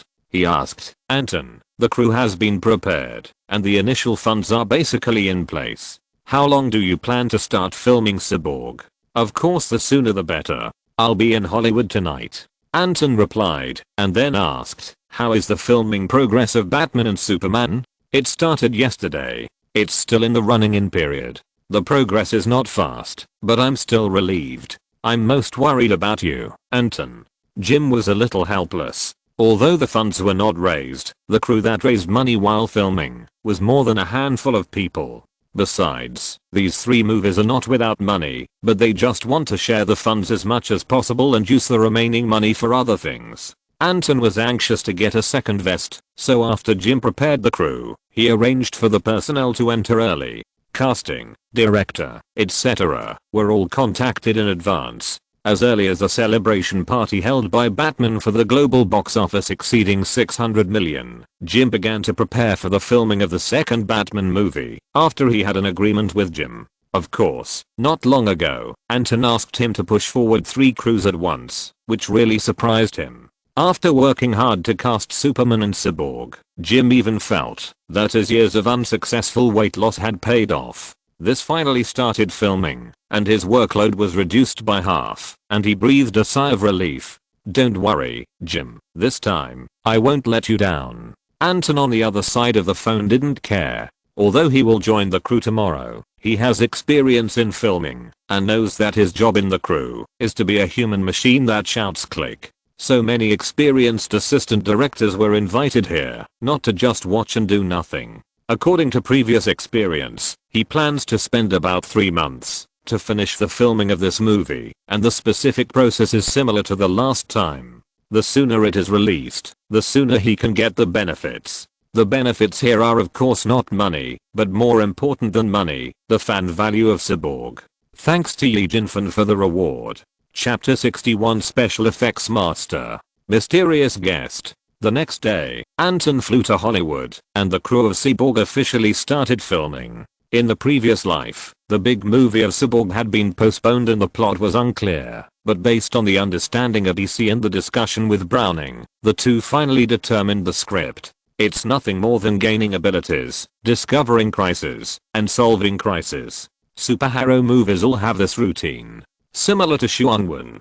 The only difference is that a person sits on the sofa at home with a mobile phone and giggles, or someone sits in the movie and drinks Coke and chews popcorn, watching with relish. In this world, the routine of superhero movies is still novel, and Anton is confident that he can make a successful movie. If you take out a reference, Cyborg can be compared with Iron Man 1 in the previous life. Iron Man 1 invested 140 million yuan. Excluding pre-production and post-production, the official specific shooting period is about 105 days. Anton also prepared 140 million yuan and planned to spend about 90 days to finish the filming. According to the way of shooting The Mystery of the Blade, the special effects will be promoted in parallel, and it is best to be released in the second month after the filming. It took a total of 4 months from filming to release, which is a bit incredible for a big budget superhero special effects film, but with sufficient funds, this is a completely achievable goal. Moreover, the level of technology in this world is a little higher than that of the same period in the previous life, and there are all kinds of black technologies emerging one after another, so special effects are not a problem. Anton has set his sights on a talent. If this person and his team can be poached, special effects will not be a problem. While thinking, the male lead, a young black actor, began his vivid performance in front of the camera. Black lead. This is also one of the reasons why Anton feels that Cyborg can at least recover its costs and will never lose money. In the previous life, Black Panther, a superhero film with a black protagonist, catered to the feelings and national consciousness of the old American black community and was sought after by the black community. In addition to its own appeal, the local box office was about 700 million and the global box office was 1.346 billion, with an amazing return rate. Although there is a person named Black Panther in this world, the film industry in this world, a superhero film with a black protagonist, is a huge breakthrough. As long as the movie is released, and the quality is up to standard, it will surely be sought after by the black community with proper publicity. At the same time, it will surely make Cyborg's fan value quickly exceed 20 million. It is conceivable that Cyborg is much easier to succeed than Batman.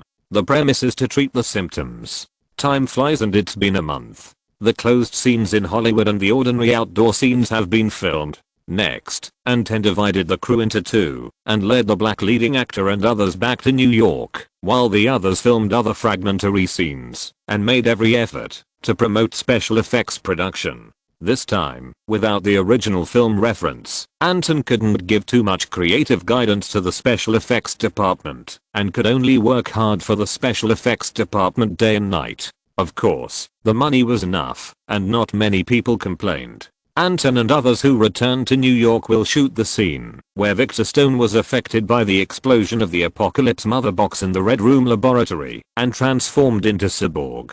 For this reason, Anton specially contacted Oscorp and prepared to borrow their latest laboratory for filming. Thanks to his friendly relationship with Oscorp, although the laboratory is a research center, it is not to be turned away. Moreover, Harry Osborn, the son of Oscorp, is also an investor in this movie. In this way, Oscorp is easier to talk to. After signing the security agreement, setting the use cycle of the laboratory, the length of filming every day, not affecting other people's work, not damaging any important experimental equipment, and other treaties, Anton finally led the crew to settle in Oscorp.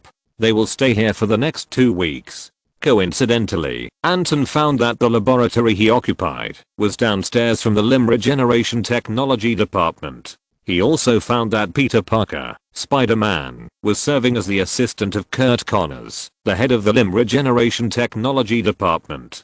During the filming, Peter learned that someone upstairs borrowed the laboratory to shoot a movie, and it was the crew that had filmed Batman. He ran up to watch for a long time and was reluctant to go downstairs until he was urged by Connors. Anton knows what may happen in the future, but his main task now is to make movies. Secondly, Connors hasn't turned into a lizard yet. Even if Anton knew the ending, he couldn't just sit there and watch Connors turn into a lizard all day, or just turn into Batman, go downstairs and knock out the disabled professor with a stick, and then send him to purgatory for life and live with Kingpin. He hasn't done anything bad yet. This is unrealistic. In short, as long as Connors can stay out of his way during the filming, he won't care about it. Handing Connors over to Peter can also sublimate Spider-Man a little bit. The filming ended that day, and Anton announced a break. He then returned to DC, not far from Oscorp, to meet the special effects master he had been looking forward to for a long time.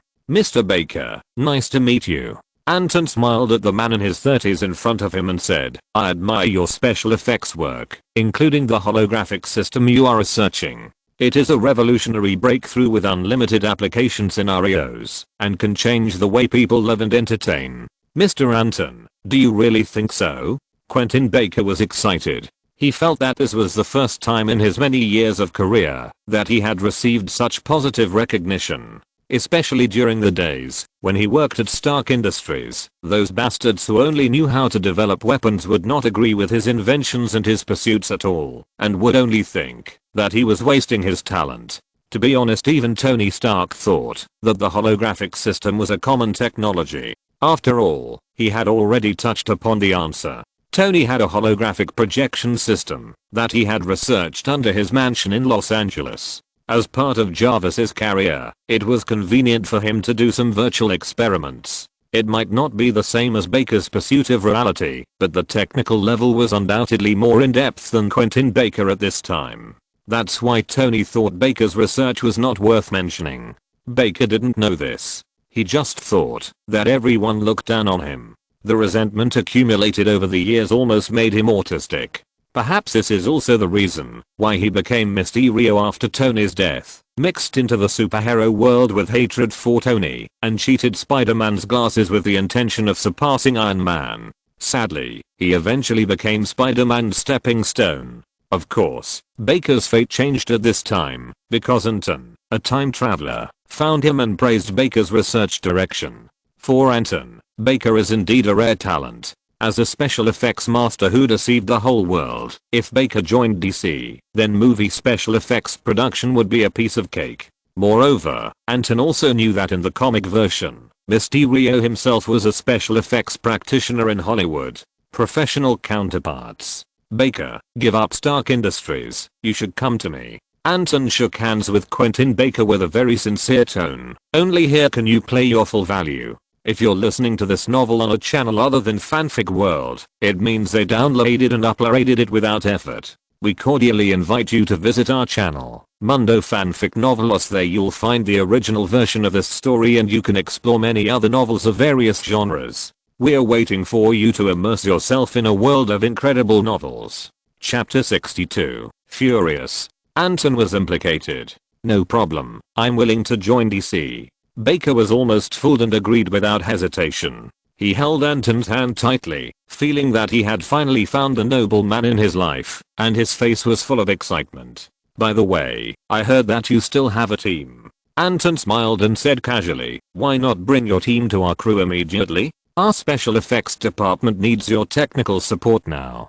"No problem," Baker answered decisively. Afterwards, Anton talked to Baker about both feelings and money, and told Baker to explain the treatment and development after joining the company. It was not until Baker couldn't wait to go back to Stark Industries and resign that he watched Baker leave the company. With the addition of special effects master, Mysterio, Quentin Baker, DC can be said to be even more powerful. Anton can finally let go and make movies. The three movies Cyborg, Superman and Batman, The Dark Knight have greater quality assurance and can even shorten the post-production time so that they can be released in theaters faster. Looking at the sky, Anton was full of doubts and prepared to drive home. As soon as he walked out of the building, he saw Eddie and Phil driving a news car out of the underground parking lot of the building. Although Eddie is the editor-in-chief of the Daily Bugle, at critical moments, he prefers to be a frontline reporter. Phil is naturally his close follower. "It's so late, what happened?" Anton saw at a glance that the two were going out to catch up on the news, and he was a little curious. "Anton." Eddie saw Anton, slammed on the brakes, and greeted him impatiently, saying, "Something happened in Oscorp. A lizard man is causing trouble in the Oscorp building, and Spider-Man is fighting the lizard man." Phil, who was in the co-pilot, added, "Boss, this news has spread throughout the city, and colleagues have rushed over.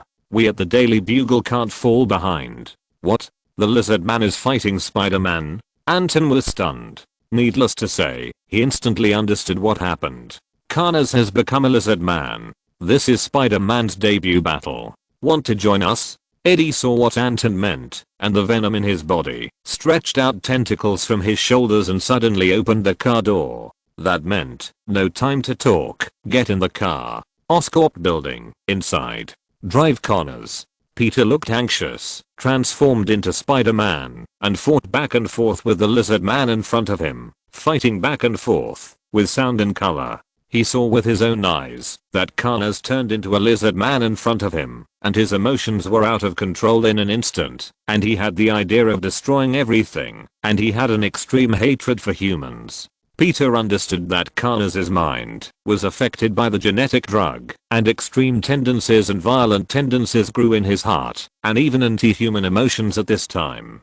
Connors admired the greatness of the lizard gene, and during the fight, he also said that he would turn the whole world into lizard people. In his opinion, lizards are the evolutionary path of mankind. You are crazy, Professor. Peter was very distressed. In his eyes, Connors was originally a gentle and knowledgeable good man. I shouldn't have helped you complete this experiment. I'm also at fault for what has happened to you. I must make up for this mistake. Peter was in great pain, but he realized something. He gritted his teeth and rushed forward to subdue Connors. However, after Connors transformed into a lizard man, he was already as strong as Spider-Man, and even his initial strength was stronger than Peter, who had not yet grown up. Peter could only rely on the spider silk launcher on his wrist and the spider sense that allowed him to predict danger in advance to fight a guerrilla war with the lizard man, trying to weaken Connors' combat power and then subdue him in one fell swoop. However, Spider-Man still thought too simply. Bang! Connors grabbed the spider silk shot by Peter and swung it hard, throwing Peter, who lacked combat experience and was caught off guard, out of the window. Crash! The glass suddenly shattered into slag. Peter was thrown out of the window by the huge force swung by Connors and fell suddenly from a height of hundreds of meters. He didn't care about the pain in his body at all. He opened his eyes wide, twisted his waist, and turned his body in the air. He raised his wrist and quickly shot out a spider silk to stick to the outer wall of the glass, which stopped his falling body. Whoosh! Peter attached to the outer wall of the Osborn building, panting, looking at the top and bottom, with lingering fear. Swish! Suddenly, a searchlight fell on him. There was a police helicopter above his head. Don't shoot, it's Spider-Man. Peter could hear the police shouting hard under the noise of the propeller. Although the police didn't like Spider-Man, they also knew that Spider-Man was a good person. At this time, they should be allies, not opponents. The lizard man is still in the Osborn building, about 30 floors above. Keep looking for the target. In the distance, the police officer who was observing the building reminded the people on the plane. They caught the figure of the lizard man. Whoosh! This guy actually jumped directly from the 30th floor of the Osborn building. What? At the same time, Peter opened his eyes wide. He saw Connors insert one arm directly into the glass wall to increase friction, to deal with his falling body. Finally, when there was about 20 meters left in the air, he twisted his waist and flew into the air. He jumped about 50 meters and stepped heavily on the ground. Boom. The ground sank and deep pits appeared under his footsteps. The cracks spread directly to most of the street. The soil in the decorative flower beds on both sides exploded like a water column. The dust in the sky obscured the police's vision, but it did not affect their all-round coverage attack. Shoot! The police on the helicopter shouted. Sharp. The special machine gun on the helicopter continuously spewed out dazzling flames, and peanut-sized bullets were overwhelming, and fell on the ground where the lizard man Connors landed. However, as the dust cleared, they only saw that the land, which had become a pit under the lizard man's footsteps, had more dense bullet marks. The lizard man disappeared without a trace. What happened? Where did he go? The police were stunned.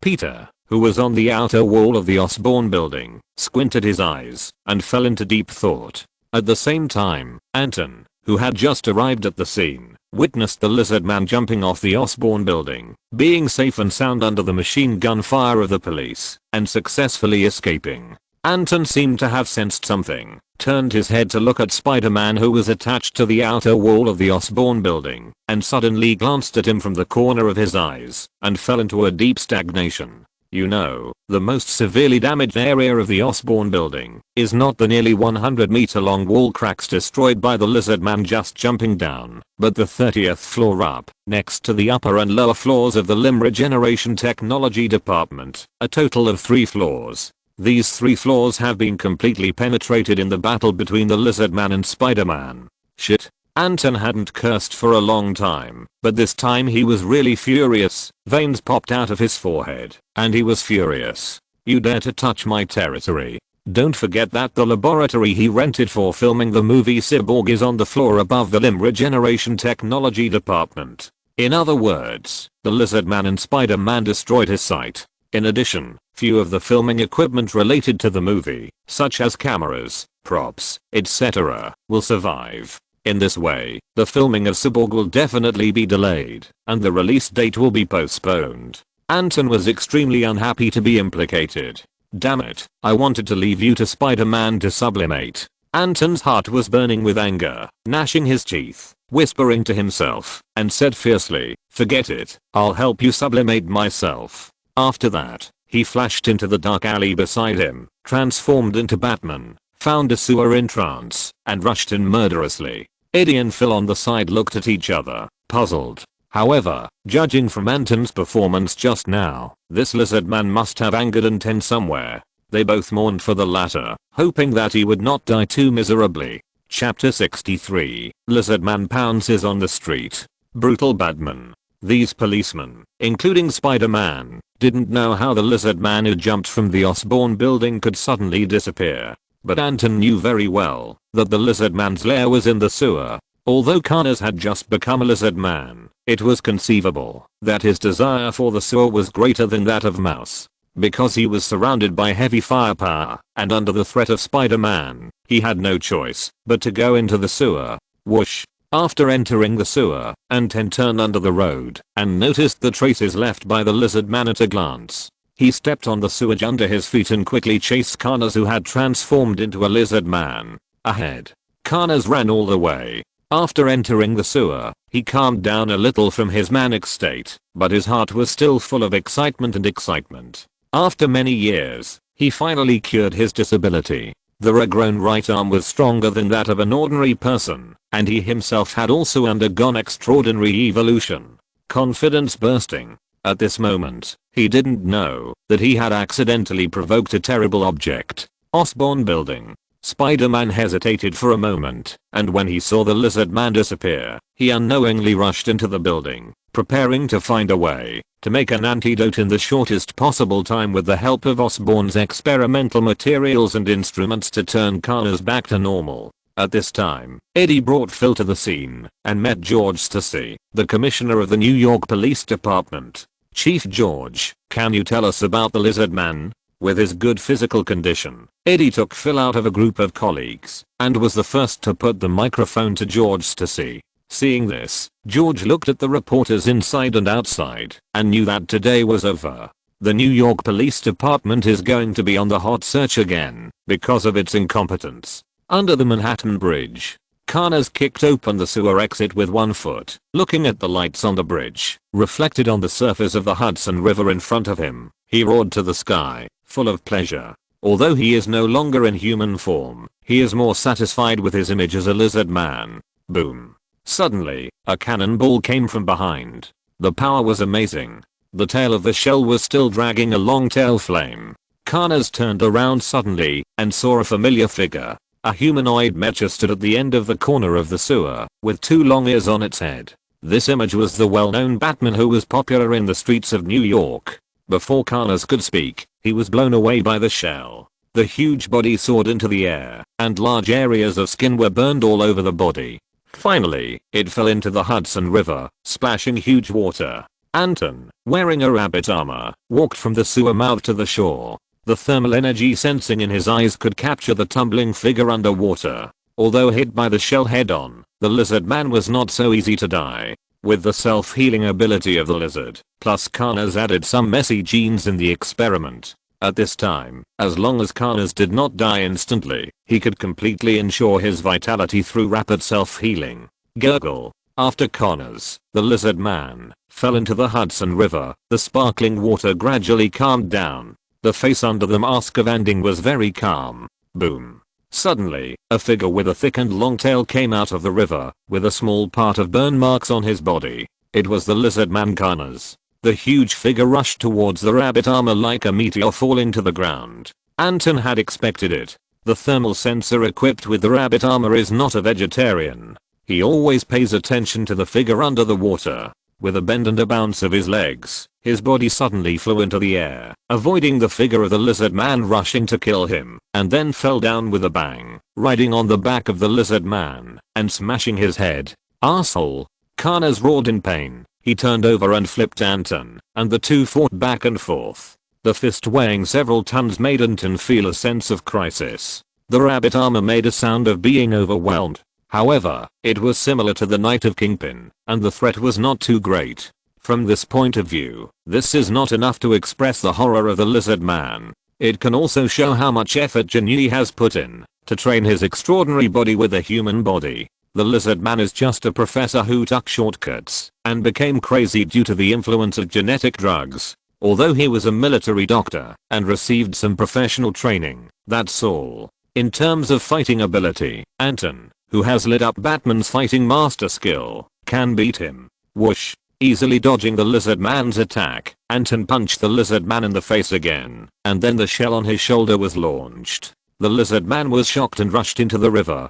Boom. The shell exploded in the Hudson River. Anton frowned slightly and saw the lizard man jump out of the river and climb onto the Manhattan Bridge through the bridge piers. This is troublesome. The lizard man's combat power is not exaggerated, but his self-healing ability is too strong, and he is very durable. Anton is not afraid of the battle line being dragged too long. After all, he can repair his armor with his fan value, which makes him more durable than the lizard man. It seems that the lizard man has the idea of retreating. "You want to threaten me through the people on the bridge?" Anton's face turned cold. He summoned the bad grappling gun and shot out the wire. When the lizard man arrived at the Manhattan Bridge, he used the wire of the grappling gun to swing like Spider-Man and landed in front of the lizard man. He immediately kicked the lizard man several meters away. Caca. The Manhattan Bridge was still busy at night. The lizard man fell down involuntarily and hit a bus in the middle. Fortunately, there was no one in the car. The driver realized that something was wrong and got off the bus and ran away the moment the lizard man appeared. When people saw this scene, they shouted in fear and made the same choice as the bus driver. They got off the bus and ran for their lives. Batman. In the traffic jam, the lizard man turned over and stepped on the roof of the car, roaring angrily. He was answered with an iron fist. A real iron fist. The roar of the lizard man was instantly suppressed. If you play it back in slow motion, you can see that under the heavy blow of the iron fist, the lizard man's face became extremely distorted, and several teeth in his bloody mouth fell out. At the same time, Anton grabbed the lizard man's arm, and the power of the armor was pushed to the extreme. The joints seemed to produce red light due to the accelerated power. His face under the mask was full of sneers, and he exerted force angrily. Snap. The sound of bones tearing suddenly rang in the ears of both parties. The lizard man's eyes were instantly bloodshot, and the hot blood gushed out from his right arm like a spring. In an instant, blood flowed like a stream, infecting the bridge surface under their feet. The lizard man was furious, and he hated his disabled image the most. Amid the roar, the lizard man was knocked over by Anton, and the same method was repeated, and Anton also tore his right leg off with all his strength. The blood flowed faster and more violently. The lizard man's roar became weaker and weaker. He could no longer stand. The broken arms and legs had caused him serious damage, not only to his body, but also to his mind. He had lost almost half of his blood. Thanks to his strong self-healing ability and vitality, he would have died. At this time, across from the lizard man, Anton's rabbit armor was covered with the lizard man's blood, like a god of war from hell. Bang! The lizard man fell to the ground, and Anton stepped on his chest with a grim expression. Everyone was stunned. Even passers-by who had not been impressed by Batman before dared not to be impressed now. To cruel. Chapter 64 Return to Osborn. George Stacy, who was being besieged by a group of reporters, immediately received a report on the situation at the Manhattan Bridge. His face changed drastically. He squeezed out of the crowd, got on the helicopter next to him, and urged, "Quick, hurry up and call the brothers. Manhattan Bridge. The lizard monster is on the Manhattan Bridge, and he is fighting Batman." Batman? Oh, how come even Batman is out? Although the police officers complained, they all looked solemn. A few people were left to block the Osborn building, and the rest quickly got on the police car and stepped on the accelerator to rush to the Manhattan Bridge. Ace and Philuric looked at each other. At this time, the person in charge of Osborn hurried to the scene. He was sweating and communicating with the police who stayed at the scene for a while. A group of reporters surrounded him crazily, and the flashlights crackled. "Sir, what do you think of the lizard man? Is the lizard man a mutant caused by an accident in the research of Osborn? Where is Mr. Norman Osborn? Will he arrive at the scene tonight?" A series of questions hit the person in charge's head. He was almost confused by the questions. Seeing this, Eddie knew that he would not get any results from asking, and it was nothing more than excuses. After thinking for a while, he looked at Phil beside him. He smiled and said, "Phil, are you interested in going to the Osborn building with me to take a look?" "What do you mean?" Phil scratched his head, confused. A few minutes later, Venom stretched out tentacles from behind and tied Phil behind him. The two climbed the wall from the dark back of the Osborn building and entered the building. Their goal was the place where the Lizard Man and Spider-Man fought in the Osborn building. If they could take photos or even find some traces, it would definitely be used as inside information to attract more people's attention. This is all for the Daily Bugle. Eddie sighed in his heart that Anton would never find an editor-in-chief as dedicated as himself. All this was done quietly without alarming anyone. Manhattan Bridge. In the middle of the bridge, Anton looked at the lizard man whose hands and feet were broken by him. He looked cold on the surface, but he was actually helpless in his heart. It was not that he wanted to be so cruel, but he had to do it. Lizardmen have strong vitality and super self-healing ability. Broken hands and feet are just ordinary serious injuries to Lizardmen. Moreover, he can even grow new hands and feet, which is not life-threatening at all. In other words, the Lizardmen at this time just look miserable. To completely solve the Lizardman, they have to rely on the antidote in the original plot. This kind of potion should only be made by Carnage himself and the little spider who helped Carnage complete the experiment. After thinking for a moment, he mentioned the Lizardman and jumped off the Manhattan Bridge amid the exclamations of the onlookers far away. Immediately afterwards, the Batmobile with flying function took off from under the bridge and drove to the Manhattan Regional Center, the direction of the Osborn building. This caused another exclamation. On the Batmobile, Anton felt the cold of the night, and the cloak behind him fluttered. He didn't care, searched his memory, and found that in the original plot, the antidote was not difficult to make. It only needed to put the experimental drugs in a certain order and synthesize them with the help of instruments. The rare thing is that the order of this medicine represents the code of the gene. At this time, this code is only known by Carnage and Peter, who made the lizard gene medicine. While Anton was thinking, the flying Batmobile and the police helicopter that had just left the Osborn building and headed straight for the Manhattan Bridge passed by. Both were stunned.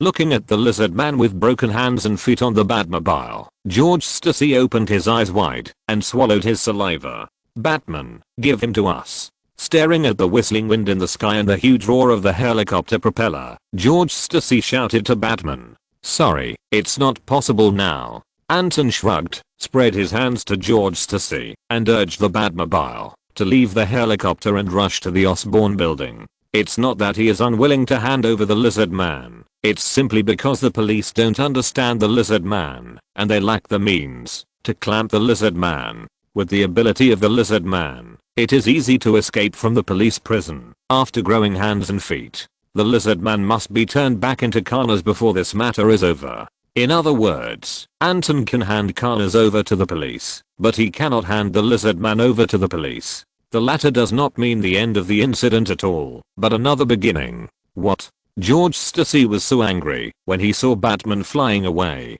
Although he didn't know what Batman was going to do, he guessed that the situation with the lizard man was not over yet. Turn around. Turn around. George's thoughts flashed, and he pressed the communicator. While directing the helicopter pilot, he notified his colleagues who were driving to the Manhattan Bridge and shouted, "Hurry back to Osborn Building." The lizard man was taken back by Batman. "What's going on?"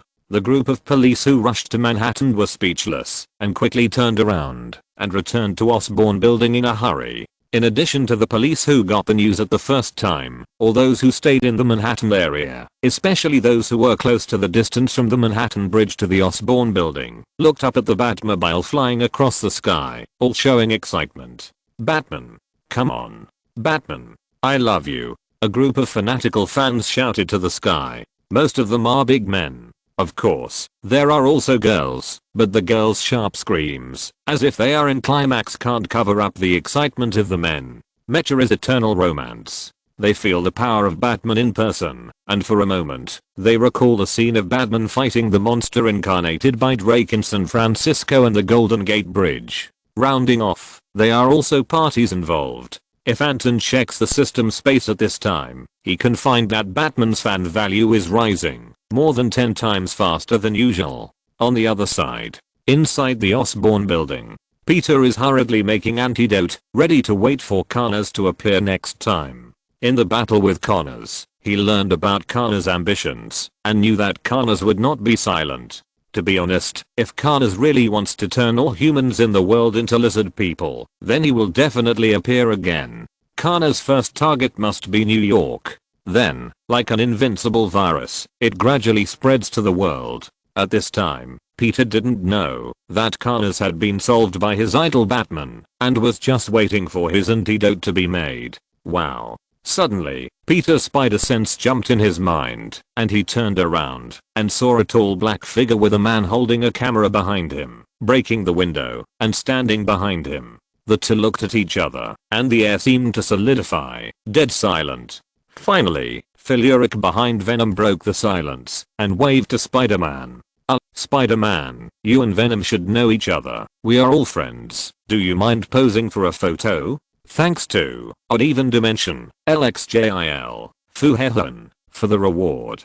By the way, I posted a few pictures of the rabbit armor. You can go to the comment area or check it out in the character role. In addition, it seems that today is the last day for double monthly tickets. You will lose if you don't vote. Please vote for the monthly ticket. Please collect. Please recommend. Chapter 65 Security. Spider-Man was speechless. Of course he knew Venom, and he also knew the man who wanted to take photos. At that time, he found the Daily Bugle to sell photos, and the person who led him to the Daily Bugle was Philuric. You guys at the Daily Bugle are too. Peter couldn't find an adjective to describe the behavior of the two people in front of him. He looked at Venom, then at Phil, and secretly complained, "Why are the people at the Daily Bugle all the same? I can't help it, I'm a worker." Phil greeted Spider-Man in front of him in a familiar manner. The camera clicked a few photos, and then looked at Venom beside him.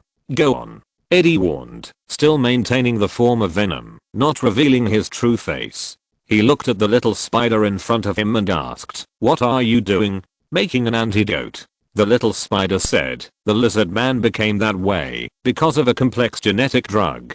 If that complex lizard gene is described as a poison, then the drug I'm making now can detoxify him and restore him to his human form." He paused and said with a little distress, "But there is a problem. The lizard man just escaped. I don't know when he will appear again. We can only restore him to his original appearance if we catch him." "I see." Venom nodded and said in a low voice, "Don't worry, you should be able to see the lizard man soon." "What do you mean?" The little spider opened his eyes wide under the mask, and then, as if he had a premonition of something, he suddenly looked at the air behind Venom. A black Batmobile floated in. Batman stood on the front of the car, and under his feet was the lizard man who was being stepped on by him, with broken hands and feet, and was powerless all over. Bang! Under Spider-Man's surprised and shocked eyes, Batman kicked the lizard man to his feet. "I think you should have a way to change him back." Peter heard this sentence, and suddenly opened his eyes under the mask, and found that Batman was looking at him meaningfully, as if his eyes had seen through him. A few minutes later, the antidote was ready. The lizard man turned into Connors. The only difference was that Connors' right arm, which had grown, was empty again. What's worse, this experience also made him lose his right leg. Connors completely became a person who could only live in a wheelchair. He fell to the ground, his eyes empty. Spider-Man could see Connors' despair and the anger in his heart. Why? Connors muttered to himself, staring at Batman with great hatred. Why do you do this to me? I just want to be a person with all 4 limbs intact. Your thoughts, including your behavior, are very dangerous. Now that you have time to think about your disability, it is better to think about how to compensate Oscorp for its losses and the harm caused to others during the time you became a lizard man. The right leg you lost is the price you paid. Maybe this also includes your freedom for the rest of your life, Anton said lightly. After saying this, George Stacy led a group of police officers and arrived at the scene. At this time, Batman, Venom and Spider-Man were all present. Phil Urich's eyes lit up, and he was extremely excited. He quietly moved the camera and recorded everything with a high-definition lens. Batman, give him to us. George saw Connors on the ground, who had lost his right arm and right leg, and finally understood why Batman didn't give the lizard man to him. As soon as he subdued the lizard man, it turns out that the lizard man can change back. George, he's yours. Batman said this under the gaze of many eyes, got into the Batmobile, and disappeared into the distant sky. Venom and Spider-Man left one after another. Before leaving the Osborn building and jumping out of the window, the latter took a deep look at Connors, sighed, and hid in the city without looking back. Phil appeared at the right time. He said to George Stacy, Commissioner Stacy, congratulations to the New York Police Department for catching the lizard man. What do you think of the lizard man's actions? Also, what do you think of this lizard man incident? Does the lizard man incident serve as a warning to the New York Police Department? George Stacy then discovered that a reporter had inexplicably sneaked into the scene. Get him out. George glanced at the camera, his head aching, and did not violently rob, but just ordered his men to drive Phil away. Phil had no choice but to be carried out of the Osborn building by the police. He stayed where he was and waited. Sure enough, Eddie and Anton soon appeared beside him. How is it? Eddie touched his shoulder and said with a smile, did you take all the photos? Of course. Phil patted his chest and smiled. Don't forget who taught me. Eddie, I'm your student. Well done. Eddie nodded with satisfaction. You are almost a master. On the side, Anton stared at the blocked Osborn building and suddenly turned his head to see a black car coming at the end of the road. The car stopped at the door of the Osborn building. Then, the driver hurriedly got out of the car and opened the passenger door, revealing the helmsman of Osborn Company inside. At this time, Norman Osborn adjusted his clothes and walked towards the Osborn building. A group of reporters found Norman and hurriedly gathered around him. Mr. Osborn, what do you think of the Lizard Man incident? I heard that the Lizard Man is an employee of Osborn Corporation who was mutated by a mysterious drug. Is this the life gene technology that Osborn Corporation is researching recently? Osborn Corporation has decided to acquire the Life Foundation. Is this technology related to the Life Foundation and Carl Tendrake, who once turned into a monster? Mr. Osborn. The noisy voices accompanied by the flashing lights made the entrance of the Osborn building extremely lively. Phil squeezed into the crowd, waiting for Norman Osborn's answer. Everyone, I'm willing to answer questions. Then, the bodyguards cleared the way, and Norman Osborn came to the top of the steps at the gate. Looking at the reporters in front of him, his face was calm, and he said lightly, but, only one media can ask questions. After the voice fell, ignoring the uproar of the reporters, he named, I think the reporter from the Daily Bugle must be here. Phil was stunned, and quickly raised his hand, excitedly. Here, Mr. Osborn, I'm the reporter from the Daily Bugle. Very good, come with me. Norman Osborn nodded, then looked at Anton at the edge of the crowd and Eddie beside him, and said, Anton, if you are willing, you can come along. Anton and Eddie looked at each other, and under the envious and jealous gazes of a group of reporters, they followed Norman Osborn through the crowd, and followed Norman Osborn into the Osborn building. Norman's bodyguards surrounded them, but after the elevator opened, he ordered the bodyguards, you don't have to follow, just stand guard at the door, and don't let anyone in. Boss. Someone hesitated. Here, I'm absolutely safe, no one can attack me. Norman said without question, then took a deep look at Anton and smiled. Anton, are you right? Anton was stunned, nodded, and smiled. Of course. Chapter 66. Not the end. After hearing the conversation between Norman and Anton, Eddie and Phil understood. The group came to the Limb Regeneration Technology Department and met the New York Police Department who were cleaning up. Mr. Osborn, do you need me to introduce you to the identity of the lizard man? George Stacy greeted Norman Osborn, then looked at Connors, who was slumped on the floor in front of him with a dead face, shrugged, and then said, I don't think it's necessary. You must be familiar with the employees of Osborn, especially smart employees like Dr. Connors. Norman took a deep look at Connors and said in a friendly tone, Chief George, can I have a few words with Connors alone? Of course. George seemed to have expected it. He did not refuse, but waved his hand and ordered the police officers guarding Connors to step back. He was not worried that Connors would suddenly attack and hurt people. Without the form of a lizard man, Connors was a professor with disabled hands and feet and powerless. Anton and others also stepped back consciously and did not deliberately listen to the conversation between the two. However, from the surface, Connors did not answer at all. It was Norman who was talking to himself with a regretful expression. Then, Norman nodded to George, who ordered his men to take Connors away. It seems that the reason why Norman Osborn came to Osborn Building now is purely to say a few words to Connors. Seeing this, Anton suddenly realized George did not take Connors away at the first time because he was waiting for Norman Osborn to arrive. Because Norman wanted to say a few words to Connors. The charm of capital. Anton sighed secretly. At this time, Norman came to him with a smile on his face and in a good mood. He said solemnly, Anton, thank you for your help this time. We are friends. Anton replied implicitly. He believed that Norman could understand what he said. Yes, we are friends. Norman nodded and then said, but friends must also show some respect. Anton, all losses of your crew will be borne by Osborn, including this filming. I will instruct Osborn's employees to provide you with the best conditions. He paused and said, also, if the movie fails, you don't need to share the remaining dividends with the money Harry invested in you, and all of it will belong to DC. If the movie is profitable, you only need to return the principal, and the remaining profits will be paid to him by me personally. However, Harry must not know this. After all, he is looking forward to this investment. I see, you are so generous. Anton smiled. Although the lizard man incident was somewhat unexpected to him, it can be said that he has gained a lot. Capture the lizard man. Reward 1 million justice value. Justice value balance 13 million. Counting this system reward, he is one step closer to his ultimate goal of achieving it in one step.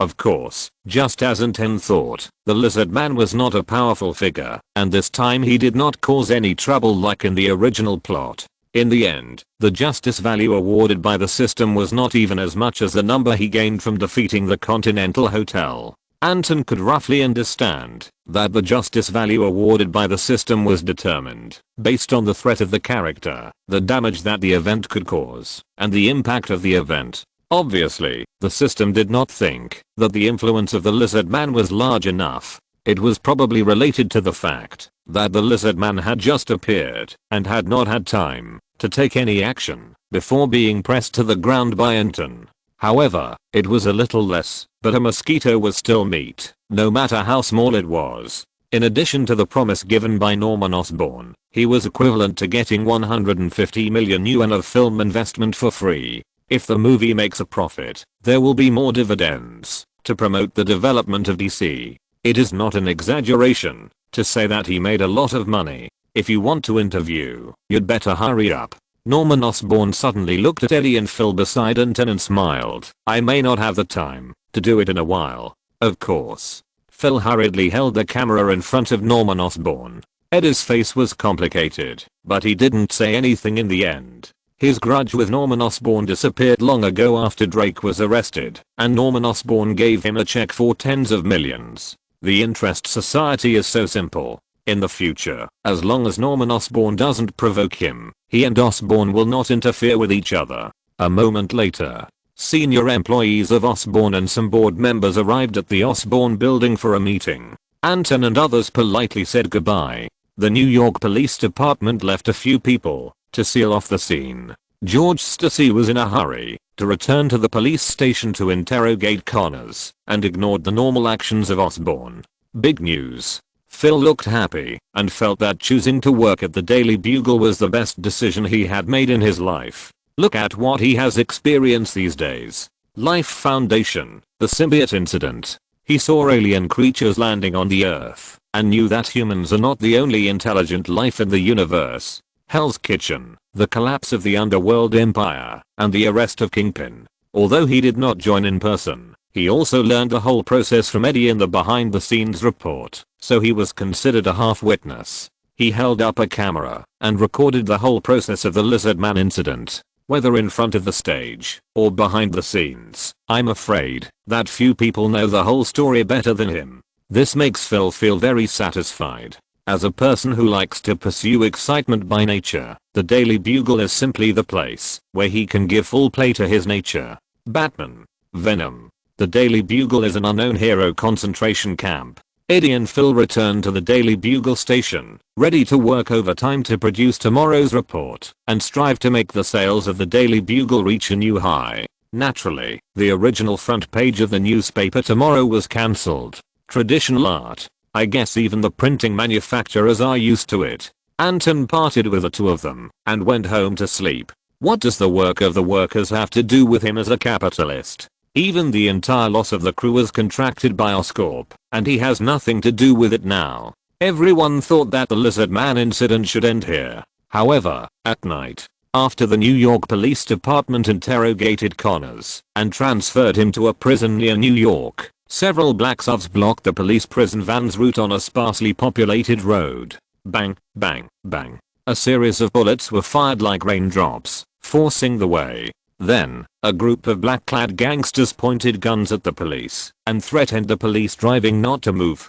If you want to survive, you'd better not move, officer. The gangsters split into two. One team first smashed the radio equipment in the car, destroyed the police's mobile phones, and tied the police to the car. The other team took away Kurt Connors, who was sitting in a wheelchair with a silent look and seemed to be indifferent to all the changes in the outside world. Immediately afterwards, the gangsters returned to the sub and drove away. The police who were spared had no way to contact the outside world. Their hands and feet were tied with ropes, and a piece of rag was stuffed in their mouths. They were tied in the car and shivered, unable to move. Connors was taken to the edge of New York, inside a manor, and met an incredible person. Connors had never expected this person to appear, and the stagnant water in his eyes fluctuated slightly. Connors, I said, we will meet again. Norman Osborn opened his arms, hugged Connors in the wheelchair, and laughed. Limb regeneration technology is a historic breakthrough. Although there are still side effects now, your research on life genes can be said to be a historic step. Norman, you. Connors seemed to have guessed something. He opened his eyes wide and looked at the thin man in front of him with a burning gaze. Yes, I will continue to support your research. Whether it is personnel, materials, or equipment, I will provide them to you one by one. Norman gave an affirmative answer. He said in a firm tone, but I have a condition. Human genetic defects are what I value most. You must ensure that your research can not only regenerate limbs, but also make up for human genetic defects and cure genetic diseases. Connors, this will be your next research direction. Chapter 67 Compensation and Changes. The next morning, before Anton woke up, Norman Osborn's compensation had already been delivered. Osborn sent brand new filming equipment to DC. The material shot by the Cyborg crew was backed up every day, so there was no problem due to the Lizard Man incident. From this point of view, the impact of the Lizard Man incident on the Cyborg crew is infinitely close to zero. The biggest impact is probably that Anton had to give the crew a day off.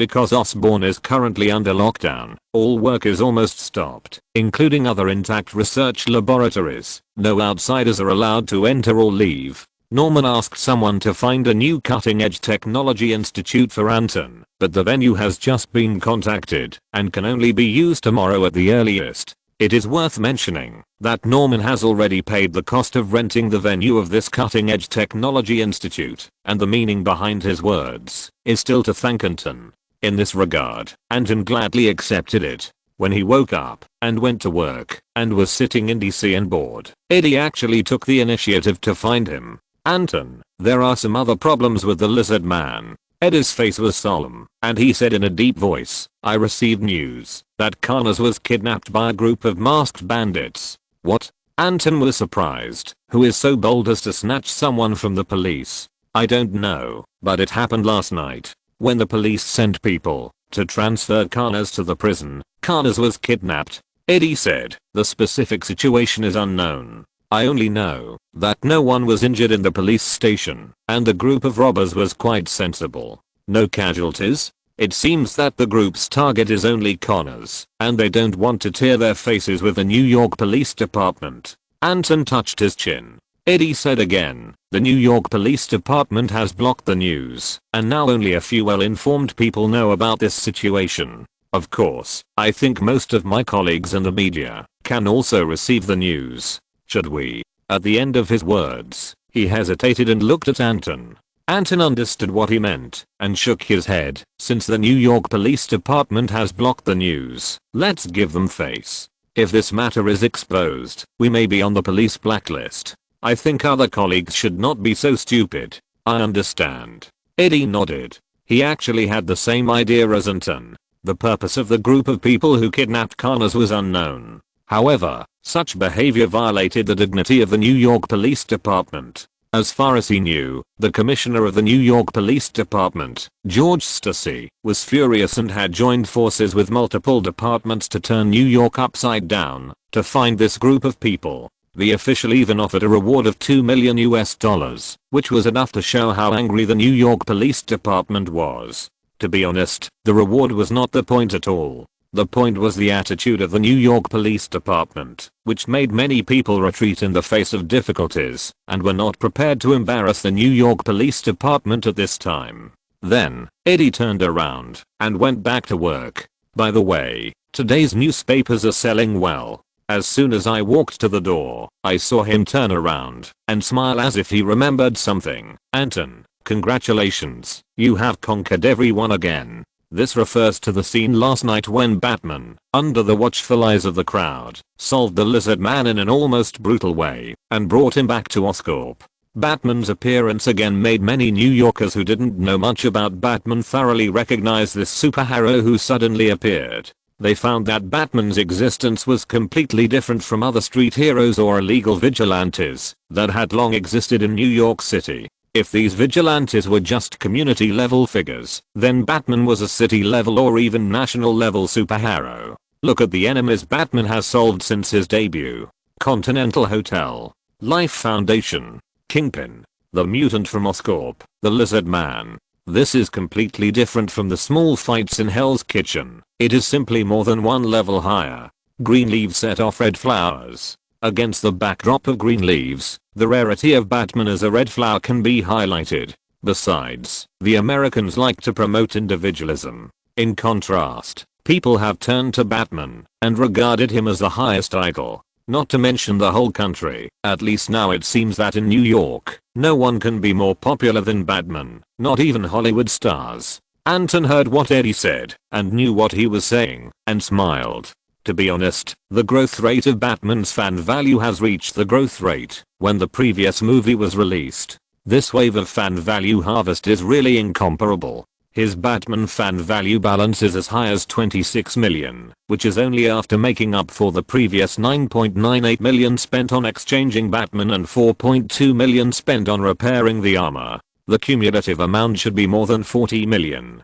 This means that the number of his fans completely covers New York, a city with a population of only tens of millions, reaching 1/8 of the US population. Of course, this does not mean that his fans are only distributed in the American region. Western countries like Canada next door and the European Union in the distance are not unfamiliar with Batman, who frequently appears on the internet hot search and even becomes a hot word on the internet. You know, the movie Batman Begins has a cumulative global box office of about $1 billion US, which has completely made Batman famous in all aspects. To a certain extent, Batman's sudden appearance has replaced everyone's original attention to Iron Man. Now, even if Iron Man is born, it will not cause such a big sensation as in the original plot, because there is already a good example. Of course, if Tony Stark announces to the world as always I am Iron Man, the popularity will not be reduced at all. After all, he is Tony Stark, born to exist in the spotlight, a playboy with a reputation comparable to Hollywood stars, and a billionaire. Anton's thoughts flashed. Looking back on the past 5 months, since the time travel, I feel that it has been quite colorful. At least, in this parallel world dominated by Marvel, the name of the father next door has been made famous. Movies, novels, comics, etc. All plans are being implemented in an orderly manner. When he came to his senses, Eddie had left DC and returned to the Daily Bugle upstairs to preside over his daily work. Anton yawned. He thought of Connors, who was taken away from the police by unknown gangsters. Connors. He touched his chin. Who would take the initiative to snatch Connors from the police? Or, who would need a failed scientist? Suddenly, he thought this question was interesting. But he didn't think about it. As long as Connors no longer appeared as a lizard man, Anton would not bother to pay attention to him, even if he was sitting in front of him now. Chapter 68 Famous Scene. After the short vacation, Anton once again went to work. He directed the crew to enter the new Research Institute site to continue filming the movie Cyborg. At the same time, Quentin Beck and his team joined the company and were directly called by Anton to Hollywood to preside over the special effects work of Cyborg. It is also worth mentioning that in New York, the personal worship of Batman caused by the Lizard Man incident is still fermenting. The Manhattan Bridge, the center of the bridge where Batman bloodily abused the Lizard Man, has become a place for countless people to visit. Even the Daily Bugle, which has a close relationship with Batman, has become a pilgrimage check-in place for these people. Seeing this, Eddie simply put a Batman human-shaped stand at the gate of the Daily Bugle, allowing these fans who came to the door to take pictures. After Anton knew about this, he specially ordered a bat lamp and told Eddie to install this bat lamp on the rooftop of the Daily Bugle building. At night, the bat lamp shines in the sky of Manhattan all night. The huge bat pattern makes the moon dim. The bat lamp was on for 7 days, and people were extremely surprised and cheered. 7 days later, the bat light went out completely and no longer lit up.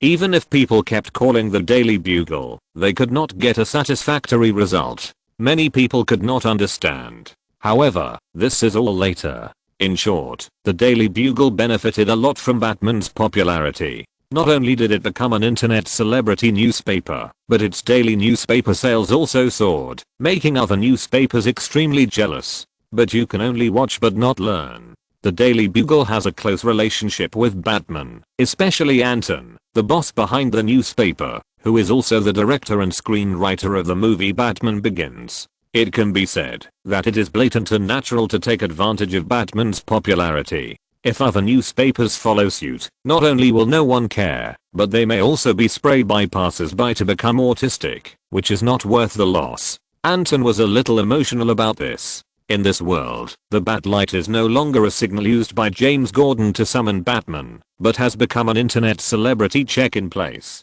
However, in the days to come, New Yorkers will sooner or later react that, as long as the Batlight is on, it means that Batman is in action.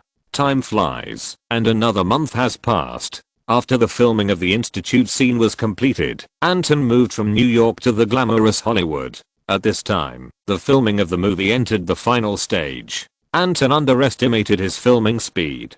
From his current point of view, it is estimated that the film will be completed in at most half a month, and it took less than 80 days in total. In addition, Quentin Beck, the mysterious man he sent to Hollywood early, showed his skills in the special effects department. Beck and his team applied the holographic system technology they developed directly to the actors, achieved an illusion-like deformation through light and shadow effects, and then filmed the scene in real life to achieve an extremely realistic effect. Of course, the current technical level is far less exaggerated than after Tony's death, but it is also a huge breakthrough for Hollywood today. This almost raised the level of special effects in Hollywood to an incredible level. It's like the transition from 2D technology to 3D technology. Countless special effects practitioners regard Quentin Beck as a great scientist like Einstein and follow him around like a tail every day. A series of special effects orders, begging for help, found Anton's Mysterio special effects studio under DC, led by Quentin Beck, and reaped a lot of rewards.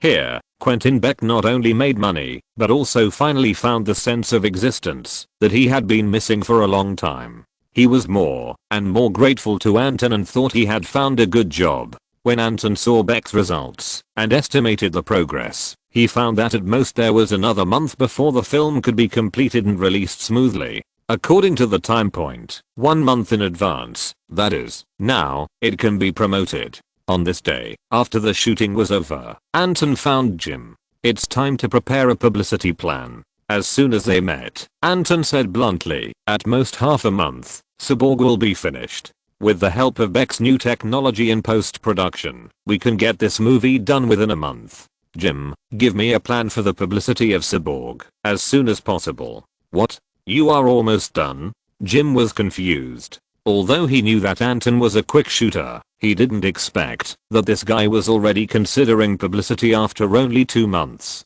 These days, he has been running around the other 2 crews of Superman and the Dark Knight. It was only a short period of time that he didn't communicate with Anton about the progress, but Anton was almost done with this movie. This gave him a dreamlike feeling. Just like Anton told himself how he felt when the filming of Batman Begins was finished a few months ago. A mouthful of swear words stuck in his throat. Very complicated. I didn't feel it at the time, but now it seems that this feeling is good. If he can replicate the last success, it means that Jim joining DC is the best choice he has made in the rest of his life. I'll go back and communicate with people about the publicity work.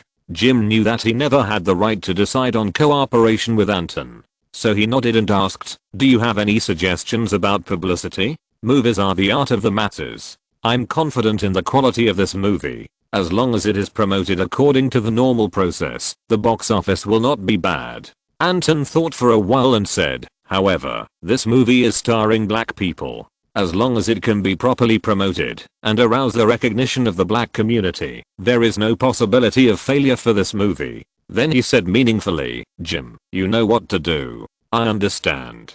Jim smiled. As a first-line producer, he fully understood what Anton meant. The two talked for a while, and Jim said goodbye and left. Anton returned to the hotel arranged by the crew, took a beautiful bath, and was about to rest when he saw his personal assistant, Betty, knocking on his door. Hey, it's late. Anton was quite surprised. He was shirtless, and he raised his eyebrows at Betty, who was not looking at him sideways, and smiled. I just warmed the bed for you. Are you interested in sleeping with me? Nice abdominal muscles. Betty glanced at Anton. Her face was not red, and she calmly ignored Anton's verbal teasing, and said, there is something that you must be very interested in. Anton was curious. What? Betty said, Tony Stark is not dead. He was found by the military in the desert of Afghanistan, and he is probably at the military airport now.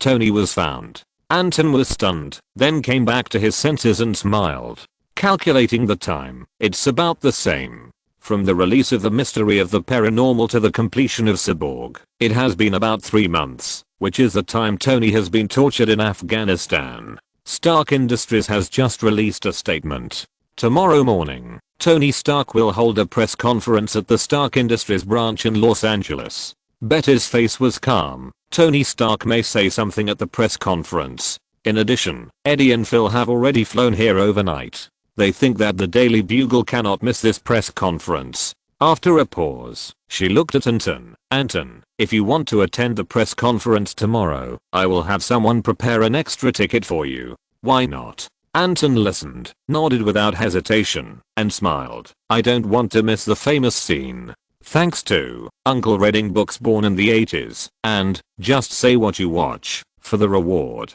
In addition, I'm a little stuck, but it doesn't matter. I believe I can overcome it. 3 updates today. Well, please add some collections. Monthly tickets. Recommended tickets. The next update will be at 8 PM as usual. If you're listening to this novel on a channel other than Fanfic World, it means they downloaded and uploaded it without effort. We cordially invite you to visit our channel, Mundo Fanfic Novelos. There you'll find the original version of this story and you can explore many other novels of various genres. We're waiting for you to immerse yourself in a world of incredible novels. Chapter 69 Tony returns. Los Angeles, Stark Industries. Press conference. Eddie and Phil squeezed into the crowd, holding up their cameras, making sure they could take photos of Tony Stark, who had disappeared for 3 months, as soon as possible. From being unknown, whether he was alive or dead, to returning to his homeland. What exactly did Tony Stark experience in the 3 months in between, and what did he want to express by holding a press conference?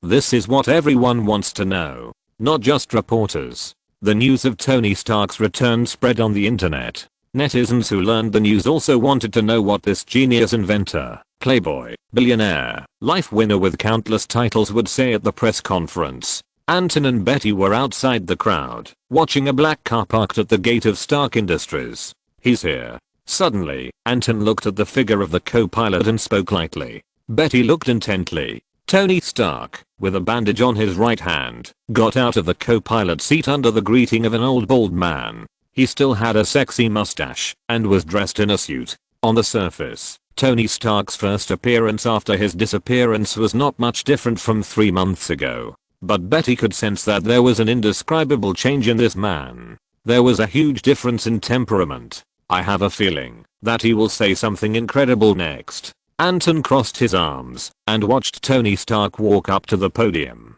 At this time, "Anton, see you again." A familiar voice came, and when he turned around, it was Coulson from S.H.I.E.L.D. He didn't seem surprised that Anton would appear here. Conversely, Anton was not surprised to meet him here. "Can we talk alone?" Coulson glanced at Betty beside Anton and said seriously, "There are some things I want to confirm with you." "Of course." Anton glanced at Betty and followed Coulson to the outside of the crowd. Then he asked, "What do you want to tell me?" Coulson said, "Regarding Abadi Astain, we have not found any evidence that he murdered Tony Stark, but we found that Tony's disappearance is related to an organization called the Ten Rings. This organization has a very strong presence in Afghanistan, and it has secretly colluded with many underground organizations." "What exactly do you want to say?" Anton was impatient and interrupted Coulson without any hesitation. Coulson said, "Do you know about this organization called the Ten Rings?" "The Ten Rings?" Anton touched his chin and shook his head, saying, "I don't know, and I can't help you." He didn't lie. The information about the Ten Rings in the Marvel Cinematic Universe is very obscure. In the early worldview of the entire movie universe, except for the name Mandarin, the Ten Rings did not reveal any important information. Even the Mandarin who appeared and was arrested in Iron Man 3 was fake. As for what he knew, Anton could only judge from his superficial understanding of the comic worldview. This can only be regarded as an unknown. Okay. Seeing this, Coulson did not ask any further questions. "If there is anything related, you can inform us at any time." Anton nodded. Then, he saw Coulson walked into the venue and found Tony's assistant, Pepper Potts, and said something. At the same time, the whole venue was in an uproar and exclaimed. A group of reporters rushed to the podium like crazy and surrounded Tony Stark. Obviously, Tony had already made that important decision. Close the weapons manufacturing department of Stark Industries. As an arms giant, closing the weapons manufacturing department means that Stark Industries will withdraw from the arms industry that they are proud of. This is definitely shocking news. Betty stood in the venue and listened to all of Tony Stark's remarks. Suddenly recalled Anton's prediction. He will say something incredible next. Betty exhaled and murmured, "This is really incredible. Da da da." The sound of footsteps rang in my ears again. Looking back, it was Anton who was smiling. He was looking at Tony, who was still talking to himself on the podium, with a calm expression. "Anton, you guessed it right." Betty still had a look of surprise on her face. "You will never guess what Tony Stark just said." "Close the weapons manufacturing department of Stark Industries?" Anton asked with a smile. "Did you hear that?" Betty was stunned, then said, "Do you know how terrible this news is?" A giant in the arms industry will withdraw, which will be a huge blow to Stark Industries. The board members of Stark Industries will never allow Tony Stark to make such a decision, but Tony Stark is the soul of Stark Industries. What he said means. Anton crossed his arms and said, it means that Stark Industries will be in turmoil, and the outside world is pessimistic about Stark Industries. Tomorrow, the valuation of Stark Industries will drop by at least 40 points. That's right. Betty nodded, and suddenly she admired him. This guy is so courageous. I really don't know what he went through in Afghanistan. This is his story, and it has nothing to do with us. Anton smiled and ordered, starting tomorrow, remember to pay attention to Stark Industries stocks, help me buy them at the lowest point possible, and use all the resources I can mobilize to buy as much as I can. What? Betty was shocked. You still dare to enter the market, to buy Stark Industries stocks at this time? Aren't you afraid of losing everything? You said it yourself, Stark is the soul of Stark Industries. Anton said, I call this confidence in Tony Stark. You're crazy. Betty's face was full of incomprehension. In her opinion, this was undoubtedly a big gamble. And judging from the amount of funds Anton could mobilize, if he lost the bet, it would be a catastrophic loss. Betty, the more you don't understand now, the more you will admire me in the future. Anton laughed. While the two were talking, Tony Stark was taken away, and Abadia came on stage to speak on behalf of Tony. The main purpose today is to inform everyone that Tony is back, and he is in good health. Regarding everything he just said, we will hold an internal meeting to discuss it, and we will inform everyone of the final opinion in a timely manner. Abadia Stan explained, while showing a smile that was uglier than crying. At this time, Tony had followed his assistant Pepper Potts and driver Happy Hogan, got into the car they came in, and drove away. Before Tony left, he saw Anton standing at the door. He obviously recognized Anton, and showed a bit of surprise. But he didn't say anything, just looked at Anton and nodded slightly, which was also a greeting. This kid doesn't seem so arrogant anymore. After the press conference, before Anton and Betty left, they thought of the look in Tony Stark's eyes when he left, and felt a little emotional. Since Tony Stark left Afghanistan, he is no longer the simple playboy with many titles. All these titles will soon be replaced by a nickname. Iron Man. Anton, what are you thinking about? On the way back, Betty woke up Anton, who was lost in thought, and asked curiously, you have been weird since just now. Nothing. Anton came back to his senses and said lightly, I just think today's press conference is very interesting. Witnessing the birth of Iron Man is like witnessing history. It's really interesting. Chapter 70, the idea of forming a Justice League. In the next half month, Anton finished the film as he wished.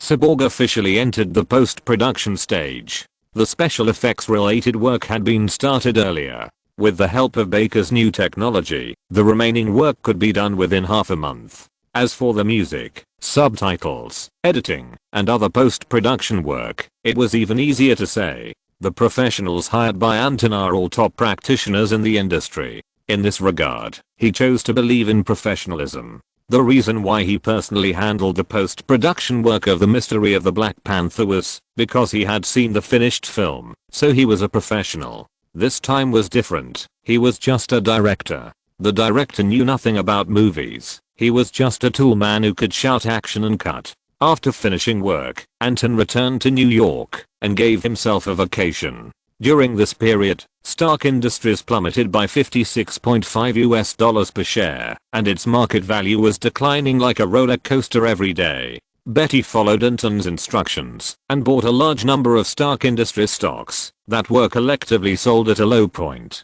At present, the situation is still not optimistic. But Anton didn't care at all. He knew that, when Tony Stark appeared as Iron Man and gradually gained popularity, the market value of Stark Industries would naturally rise back to its original level, or even higher. Anyway, it would not be a loss anyway. In fact, this was just a matter of if you don't take advantage of a bargain, you're a bastard, and did it at will. After all, even if Stark Industries stock rose, it was just a speculation, and there was still a long way to go from the master's money ability. Unless Anton can develop DC into the Disney of the Marvel world, maybe there will be a chance.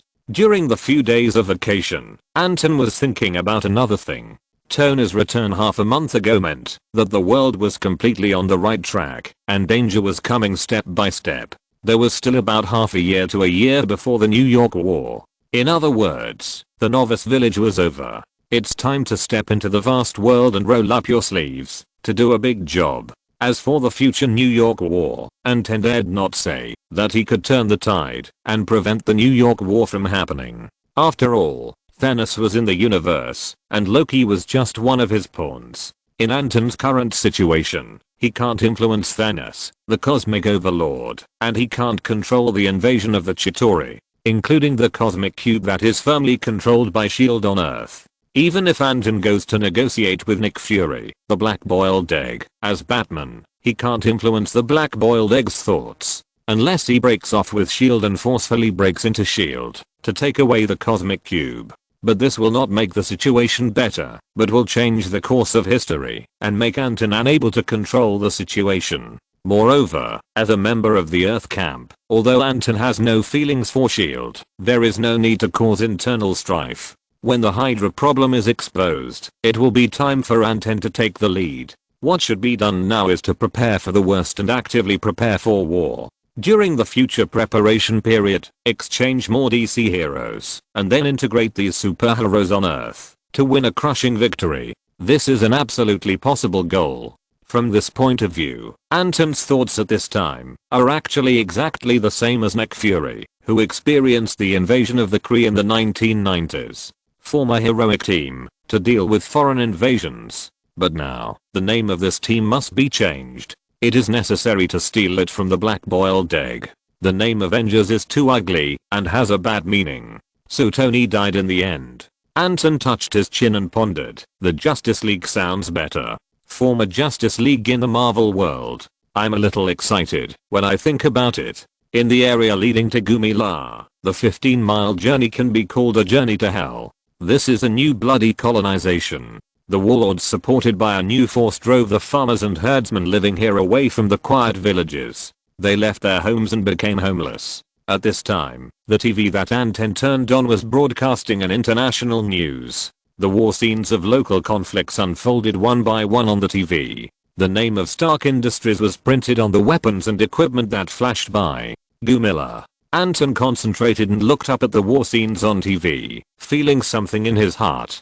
Gumila was attacked. The birth of Iron Man is completely on the agenda. While thinking, he came up with a clear plan in his mind. At present, in the Daily Bugle, Batman and Venom can be 100% confirmed as the founders of the Justice League. When the movie Cyborg is released, the superhero Cyborg can be exchanged and joined as the co-founder of the Justice League. Secondly, of the remaining Marvel local heroes, Daredevil and Spider-Man have been contacted so far. There are 5 people in total. There are also Iron Man, Hulk, Thor, and Captain America who have not yet appeared, but will soon be known to the public. Black Widow and Hawkeye of SHIELD. Perhaps Colonel Rhodes of the military, Tony Stark's friend, the future war machine, should also be added. Among these people, Daredevil, Spider-Man, Iron Man, Hulk, and Thor are all objects that can be absorbed by the Justice League. At this time, I don't know if Captain America has been dug out of the iceberg. If he can be persuaded reasonably, it won't be a big problem. After all, SHIELD can dig out Captain America, but can't control his thoughts. As for Black Widow, Hawkeye and Rhodes, it is estimated that it will be difficult for these 3 people to join the Justice League. It is not certain what the 2 major camps of SHIELD and the military will think of the Justice League, an unofficial formal organization. However, what is certain is that, even if these 3 people do not join the Justice League led by Anton, they will not sit idly by and watch the Earth being invaded by aliens. In this way, even if the worst result is that the New York War still happens, it can resist the invasion of aliens 100%.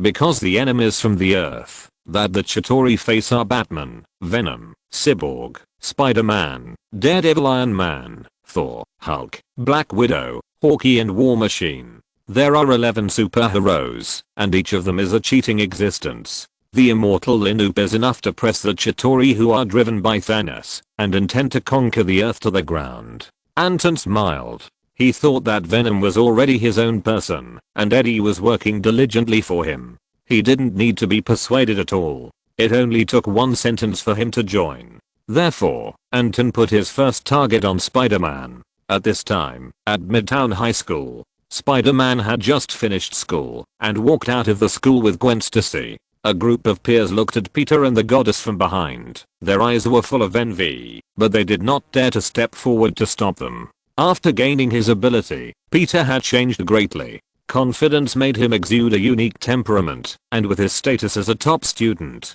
Peter had a good relationship with Gwen Stacy, the goddess of Midtown High School, recently, and he was just about to confess his love. "Peter, are you free to come to my house for dinner this weekend?" Suddenly, Gwen took the initiative to speak. She stared at Peter beside her, a little shy, but still boldly said this sentence that was almost a hammer. "My father wants to see you." "What?"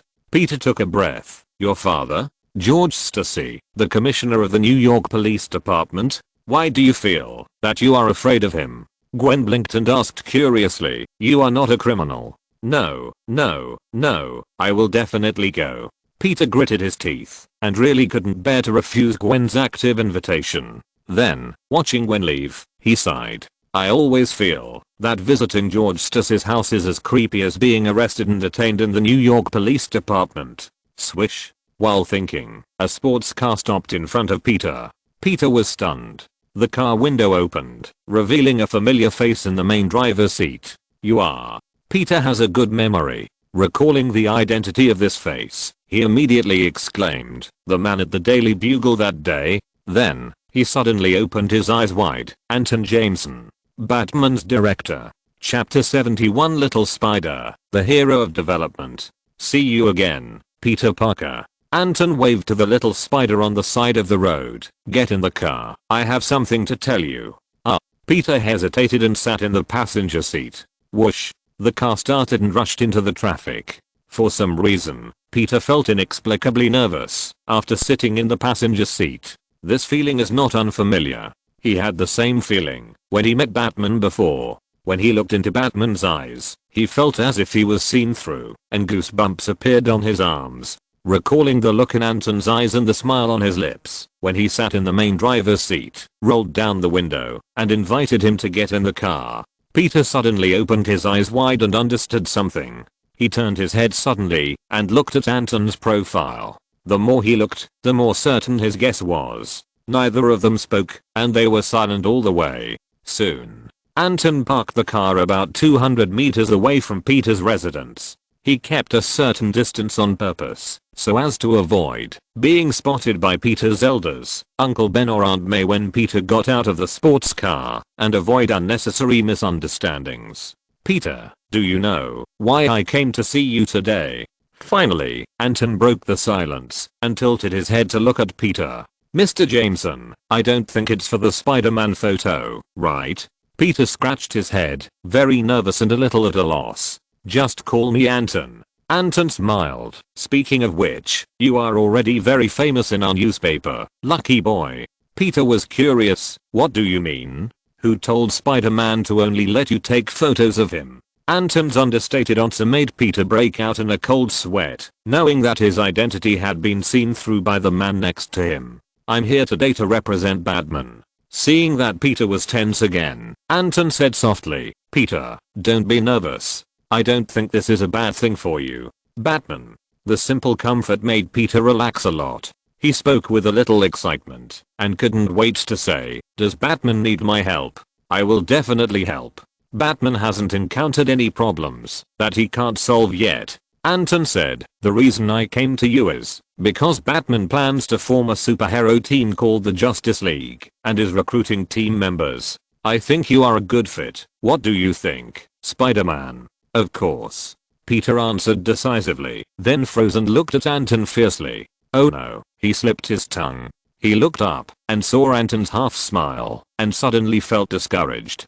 Peter was dejected and said, "Okay, I'm Spider-Man. You have indeed discovered my identity a long time ago. Since you have the intention to join the Justice League, the Daily Bugle will always be open to you. It will be the temporary base of the Justice League." Anton nodded. Or, when you need help, you can also go to the Daily Bugle for help. Got it? Peter nodded, and when Anton finished speaking and was about to leave, he hesitated and said, "Can I still go to the Daily Bugle to sell photos?" Anton laughed dumbly. "Of course, the Daily Bugle welcomes you at any time. Thank you. I won't let you down." Peter nodded happily and got out of the car and left. Getting an invitation from Batman means that he has been recognized by his idol. This makes Peter more enthusiastic about superheroes, this non-mandatory voluntary job. He stood there and waved to Anton until Anton drove away from the end of the road. Although Anton never revealed his true identity from beginning to end, he knew that Peter had already made up his mind. After all, Anton and Batman had been connected for a long time.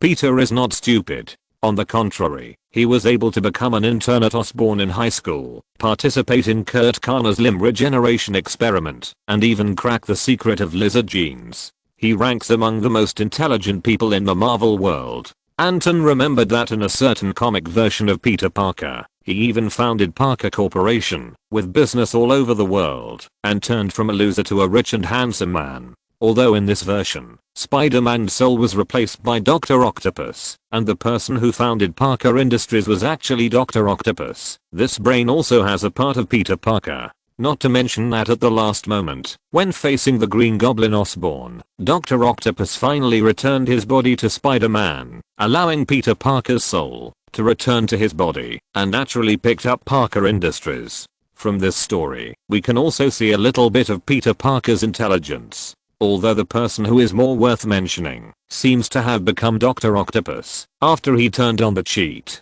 Also, fortunately in this version of the story, Peter Parker broke up with Mary Jane. Otherwise, thinking back, Anton drove to the front of Hell's Kitchen. Peter is just a teenager who has just become a superhero. He belongs to the training system and cannot be pushed too hard. He must be allowed to develop his personality. In short, Anton has reason to believe that no matter how Peter Parker grows up, he will not let him down. So Anton did not confront Spider-Man directly, but chose a subtle and gentle way, similar to Iron Man in the movie universe of the previous life, to train Spider-Man. When Spider-Man needs help, he will naturally think of Batman and the Daily Bugle. When the time comes, deepen the connection, and it will come naturally. Now it is just a discussion of intention. When the Justice League is officially established, Spider-Man will have a deeper sense of belonging. However, for the person he is going to meet next, he doesn't need to spend so much effort, let alone talk too much.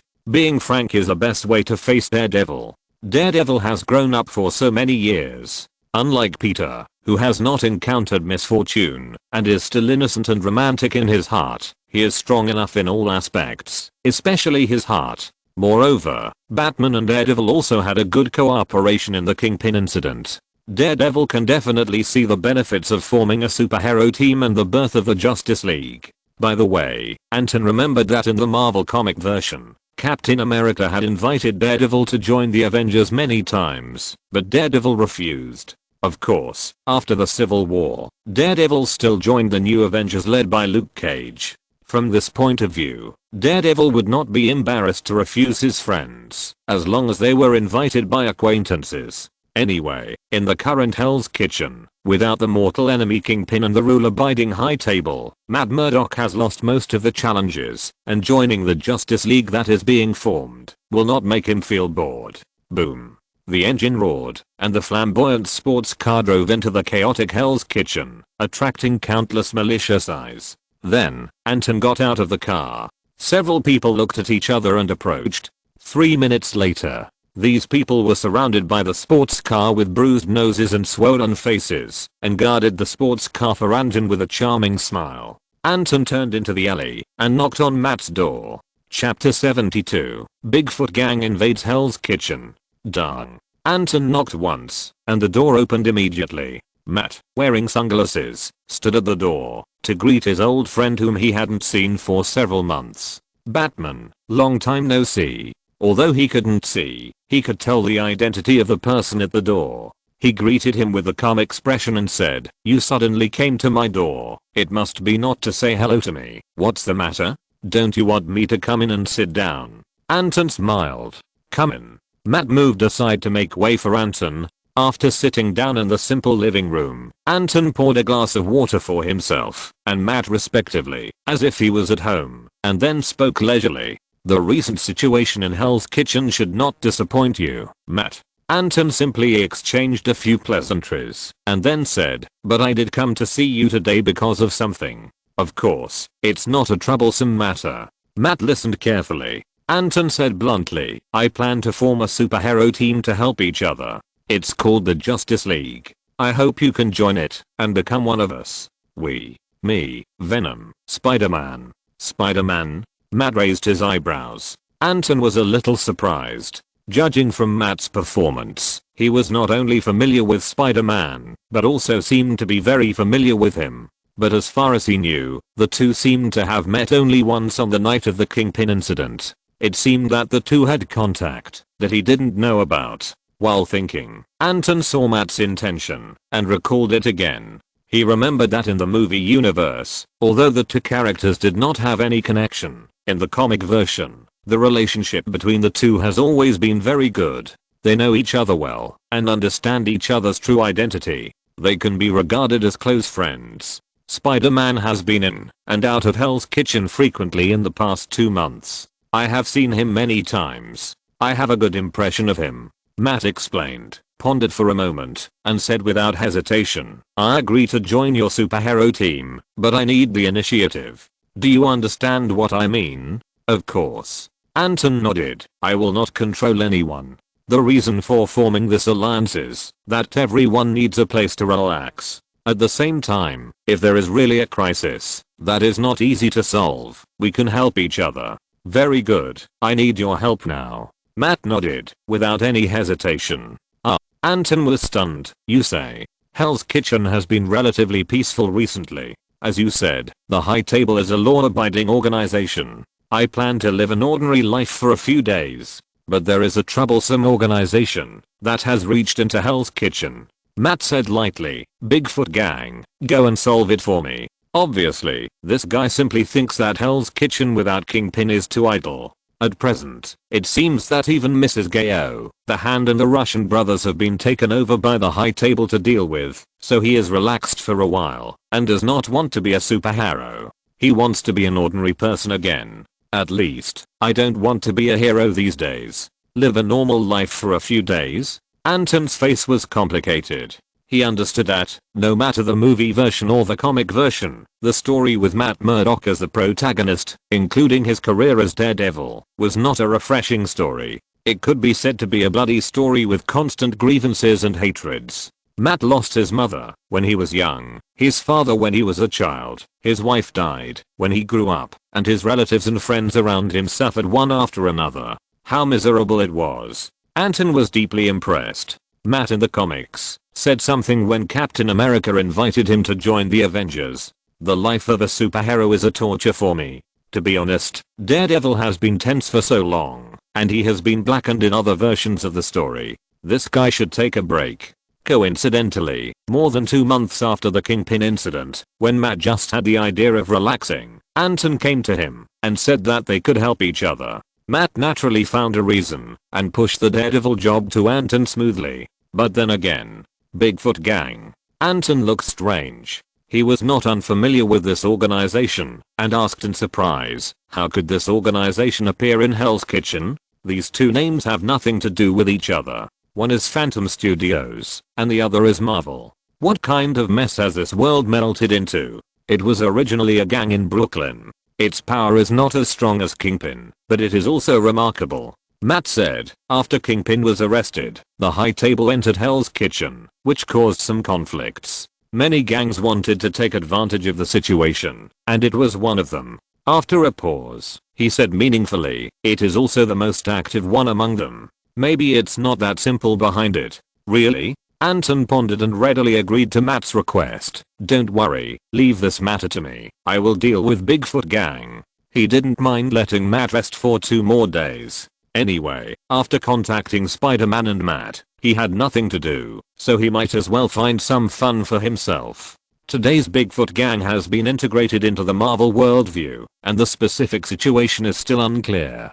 However, Anton combined the plot in his mind and found the thread more easily than others. The most important thing is that the appearance of the Bigfoot gang means that there are 4 little turtles who are still living in the sewers at this time. It would be nice if the little turtles could be pulled into the Justice League as mascots. The temporary base of the Justice League is set up in the Daily Bugle. If there is any situation, you know who to go to the Daily Bugle to find. Anton said goodbye immediately. He left a word and got up to leave. To be honest, Batman's identity is not a secret in Matt's perception. Matt's super senses are not based on vision to recognize a person, but on hearing. The sound of Anton's speech, the footsteps when walking, and even the changes in tone are all references for Matt to identify a person. Batman's identity is difficult to hide from such a monster with super senses. The real identity of Venom is actually the editor-in-chief of the Daily Bugle, Eddie Brock. Anton is not very clear whether Matt knows about this. Of course, Anton has reason to believe that this is not a difficult puzzle for Matt. As for why he agreed to Matt's request, first of all, he sympathized with Matt. Secondly, after learning about the existence of the Bigfoot gang, he developed a different interest in this matter. Ninja Turtles. Pulling these 4 interesting turtles and the Rat Master behind them into the Justice League as official members, not to mention that it can increase the combat effectiveness of the Justice League. It is also a very good choice to use them as mascots. Besides, Anton likes these 4 turtles very much. The original book and the movie emphasize that the Ninja Turtles can only live in the sewers, that underground world that belongs to them, and at most they will come out for activities during the Halloween parade. But Anton feels that in a place like Marvel, the 4 turtles don't need to hide themselves so hard. Although this is a chaotic world, it is also an inclusive world. The existence of the Ninja Turtles is not a shocking thing. At most it can be regarded as strange. Especially after the New York War. Everyone can accept even aliens, let alone native Earth turtles. If Anton were to launch the 4 little turtles as an idol boy band under DC, perhaps a pet turtle fashion trend could be created. Chapter 73 New York Police Department Task Force. Coming out of Hell's Kitchen, Anton took his car from a group of bruised thugs, stepped on the accelerator, and headed for the Daily Bugle. Any action must be planned before it is taken. The Ninja Turtles, who do not belong to the Marvel world, have come into this world. The Bigfoot gang has also established a connection with Hell's Kitchen, and has provoked Daredevil, who is stationed in Hell's Kitchen.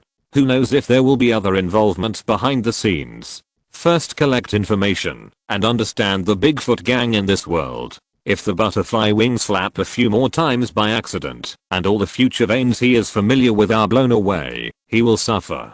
So, Anton returned to the Daily Bugle and found Eddie, who was working hard. "Brother, is there any news about Hell's Kitchen recently?" After a pause, he said, "Do you know Shredder from the Bigfoot gang?" Anton knew that Eddie had been a reporter in New York for many years and had many sources of information, all of which were reliable. Like the last time he found Kingpin's mother to ask the truth about the murder of his father by the young Kingpin, it was thanks to Eddie's contact with Ben Urich. This time, Anton's target is clearly the Bigfoot gang. Based on Anton's memory, although he notes that the person behind the Bigfoot gang is called Shredder, whether Shredder's surface identity, actual ability, sphere of influence, and number of subordinates can completely correspond to the information in his memory, these are all things that need further understanding. Why do you suddenly want to investigate the Bigfoot gang? When Eddie heard Anton's question, his face was full of disbelief and shock. "Anton, you are not monitoring me, are you? What are you talking about?" Anton was more shocked than him and crossed his hands to cover his chest. "Eddie, I want to emphasize that I don't like men." "Shit, I should be the one to say this." Eddie laughed and cursed, then restrained his expression and said seriously, "How do you know that I'm investigating the Bigfoot gang recently? Why are you investigating the Bigfoot gang too?" Anton was more surprised than Eddie. "Well, because of a girl." Eddie did not hide it and said proudly, "She is a reporter for Channel 6 News. She hopes to expose criminal activities and happened to focus on the extremely active Bigfoot gang recently. You know, I'm a veteran in this industry and I'm quite famous in New York. Many new reporters regard me as an idol. So you take this opportunity to pick her up." Anton suddenly realized, "What's her name?" April O'Neil. Eddie said, "She is a hot girl. And she is outstanding. I plan to dig her to our newspaper. What do you think? Do you think I will let you have an office romance with her?" Anton looked at Eddie with contempt and said righteously, "Don't think about it. It's impossible. At the Daily Bugle, the only person who can have an office romance without being fired is me. Because I'm the boss. No one can fire me." After get off work, the two came to the bar they often go to drink. Soon, a hot blonde woman walked into the bar and attracted many greedy eyes at the door. Finally, the beauty came to Anton and Eddie's table. April O'Neil. Eddie introduced Anton and then said to April, "You should be familiar with my boss, Anton Jameson. Of course, Hollywood's talented director." Anton, "Hello." April sat down with a smile and greeted Anton. After chatting for a while, Anton got straight to the point and asked, "April, I heard that you are investigating the Bigfoot gang. Have you gained anything?" Anton's question made April subconsciously look at Eddie, and Eddie gave her an encouraging look. April hesitated and said, "I only know that the Bigfoot gang once robbed some confidential chemicals at the dock of Brooklyn Port, such as demon-eating agents, benzyl cyanide, etc. I asked relevant people, and these chemicals are all used for genetic research. Wait, were the chemicals stolen at the Brooklyn dock the same batch that Osborne lost?" Eddie suddenly asked, as if he had thought of something.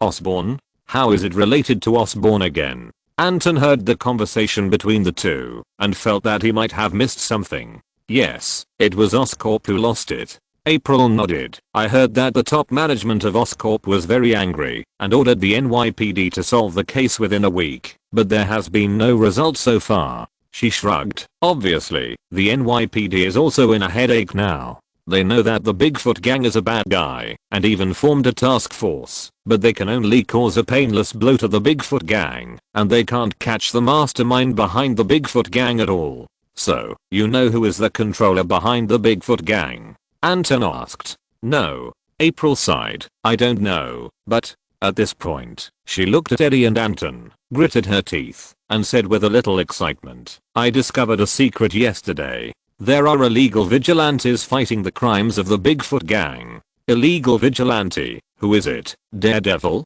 Eddie asked. "It's a new vigilante." April thought about it, and in order to prove that she was telling the truth, she took out her mobile phone and opened the album. "Look, this is the mark left by the new vigilante. I'm definitely not lying." She gritted her teeth. "My colleagues don't believe me. They think there's nothing to report about this news, because I don't have anything but a photo of a container. Shit. The people at Channel 6 are a bunch of hopeless idiots." April was very angry. Eddie hurried to comfort her, and by the way, he stretched out his hand and slid it to the waist of the beautiful woman, and his old face gradually showed a look of enjoyment. April's face flushed, but she didn't stop. Anton looked at the photo, then at the two people, secretly cursed dogs and bitches, got up and said goodbye, left the bar, and went to the dock in Brooklyn. From what April just said, Anton knew that the four little turtles had officially debuted, set their sights on the Bigfoot gang, and embarked on the road of fighting crime.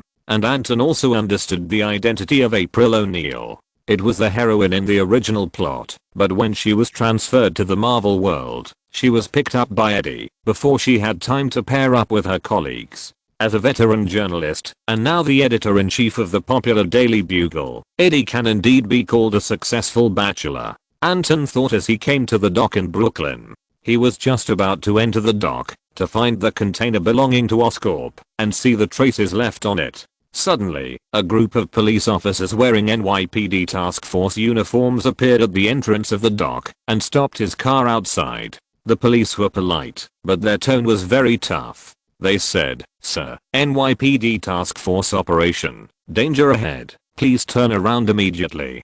"Danger?" Anton narrowed his eyes and asked back, "Bigfoot gang. It has nothing to do with you, sir." The police changed his face slightly when he heard this. "Sir, if you don't turn around, I have reason to arrest you for obstructing police work." His eyes were cold and his tone was no longer polite. "Haha." Anton sneered, not angry, and didn't take the young policeman's words seriously. After all, he was doing his job. So he smiled and said, "Don't worry, I don't mean to bother you." After saying that, he turned around and left obediently. Seeing the sports car disappear at the end of the road, the policeman breathed a sigh of relief. He didn't look as calm as he appeared. The sports car was worth a lot of money. Although he didn't recognize Anton, he knew that this guy must be rich or noble. This kind of person is not easy to mess with. If you are not careful, you will lose your job. Of course, what the young policeman didn't know was, a few minutes later, a black shadow with a flying cloak leaped from the rooftop of a building in Brooklyn and headed straight for the pier.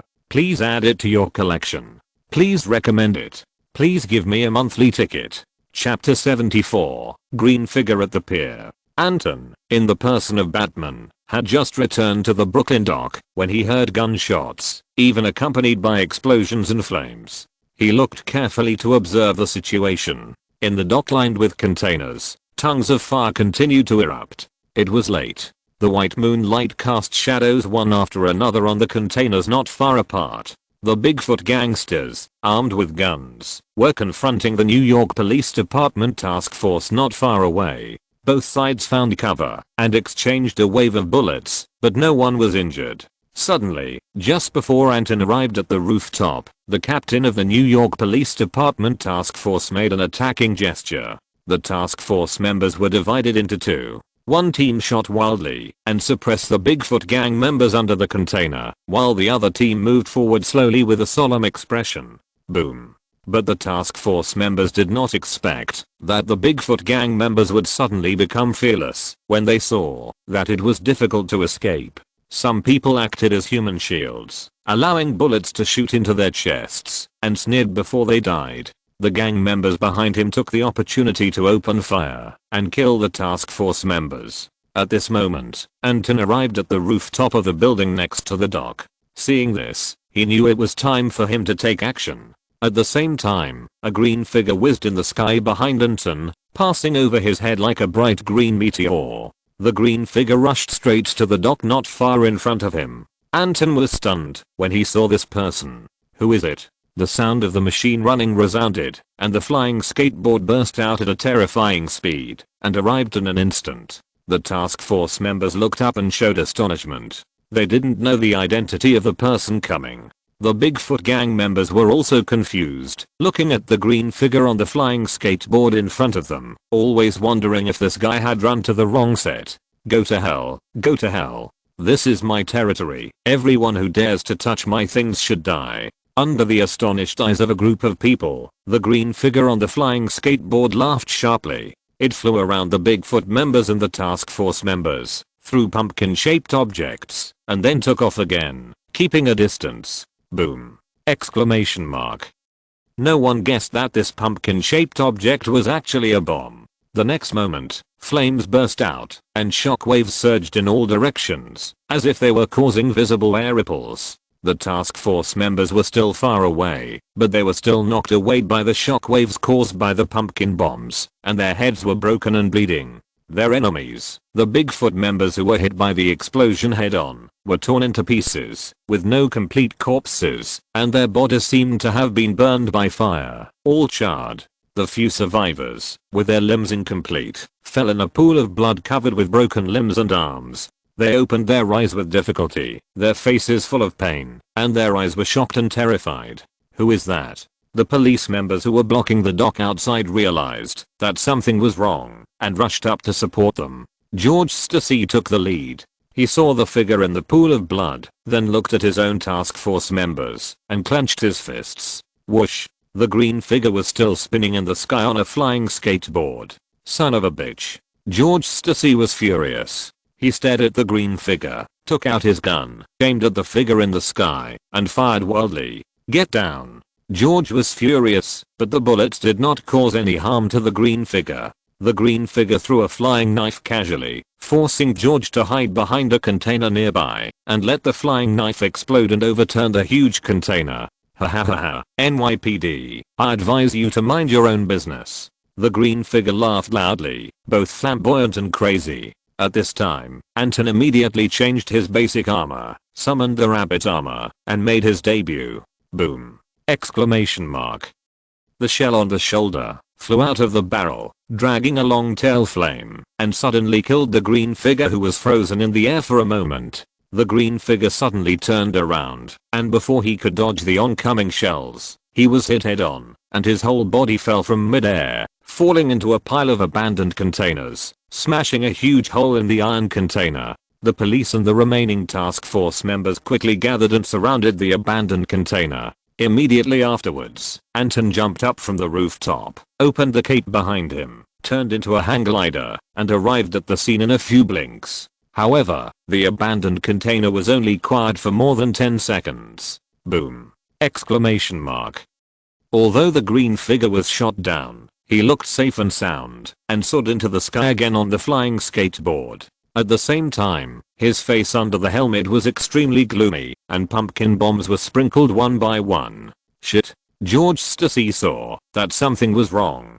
This thing was clearly a bomb that had been carefully packaged. Shouting repeatedly, "Dodge! Lie down!" Anton frowned, flew up, and rushed to a group of police. In order to avoid tragedy, he gritted his teeth, lay down on the pumpkin bomb, and took the initiative to protect the police from disaster. Boom! Exclamation mark. A deafening sound erupted. The flames, accompanied by shock waves, bared their teeth and claws in front of a group of policemen. In their eyes, Batman was blown away by the pumpkin bomb, flew several meters into the air, and then fell. With another dull heavy sound, the ground of the dock suddenly sank, and the spider web-like pattern spread to the bottom of their feet. It can be seen that the force caused by Batman's fall was great, and it is even more imaginable how much impact Batman has endured. Hiss. Anton felt a slight pain in his chest. Even if the rabbit armor has extremely strong defense, the consequences of facing the explosion of several pumpkin bombs at the same time are daunting. Durability decreased by 65%. Damage rate 78%. Attention. The damage rate of the rabbit armor is more than half. The operating power is severely affected, and the combat power is reduced by 55%. The system panel in front of him showed a red warning prompt. Anton felt a sharp pain in his chest. This is probably the most serious injury he has suffered since his debut. However, now is not the time to consider the injury. He thought. Repair the bunny armor, and deduct the remaining fan value of 3.2 million, 40% of the original value of the armor. Confirm. Yes. Under the shocked eyes of George Stacy and others, the bunny armor was restored to its original state, as if it had just appeared, spotless. Everyone in the New York Police Department was shocked and amazed at the armor on Batman. At the same time, George Stacy immediately stepped forward, full of gratitude. "Batman, thank you for saving us. Yes, if it weren't for you, I'm afraid we would have died." The others came back to their senses and followed forward. Their faces were quite excited, thinking of the scene just now. They were all scared. Anton, under the mask, had no time to answer these people. He frowned, endured the pain in his body, looked at the green figure that disappeared at the edge of the sky, and a solemn look appeared in his eyes.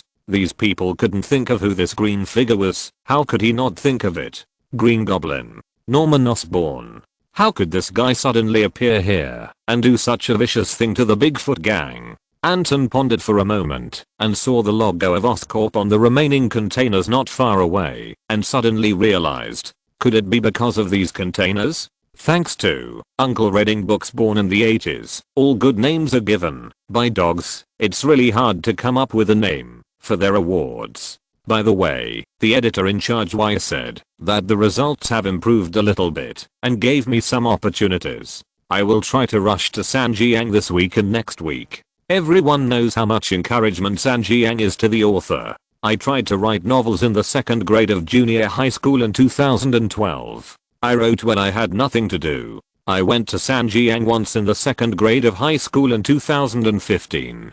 I strongly recommended it. Then I didn't take it seriously in high school. After it was put on the shelves, it became water. At that time, I thought I had talent, and it didn't matter. Now I have graduated from college, and I have been a dog in the past 6 years. I made about 30,000 yuan in royalties during my 4 years of college. 30,000 yuan in 4 years, which equals about 600 yuan per month. Fortunately, I don't rely on this to make a living, otherwise I would have starved to death. I used to dream of becoming a full-time author, but now I dare not even dream of being a full-time author.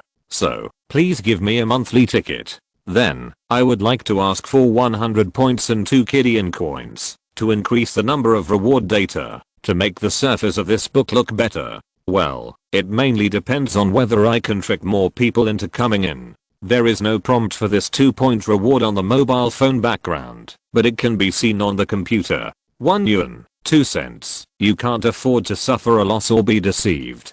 Please. Chapter 75 Arkham Knight Armor. Batman, do you know who that green bastard was? Seeing Batman lost in thought, George Stacy showed his true colors as the chief, and couldn't help asking. I don't know. I'll leave this place to you now. Anton shook his head, came back to his senses, and looked at the people in the New York Police Department, rushed into the darkness, and disappeared in an instant. Night. A high-end apartment somewhere in Manhattan. The violently shaking bed took a long time to calm down. The beauty next to Eddie was sleeping soundly, and he also felt that his body was hollowed out. He was so sleepy that he suddenly opened his eyes. Don't sleep.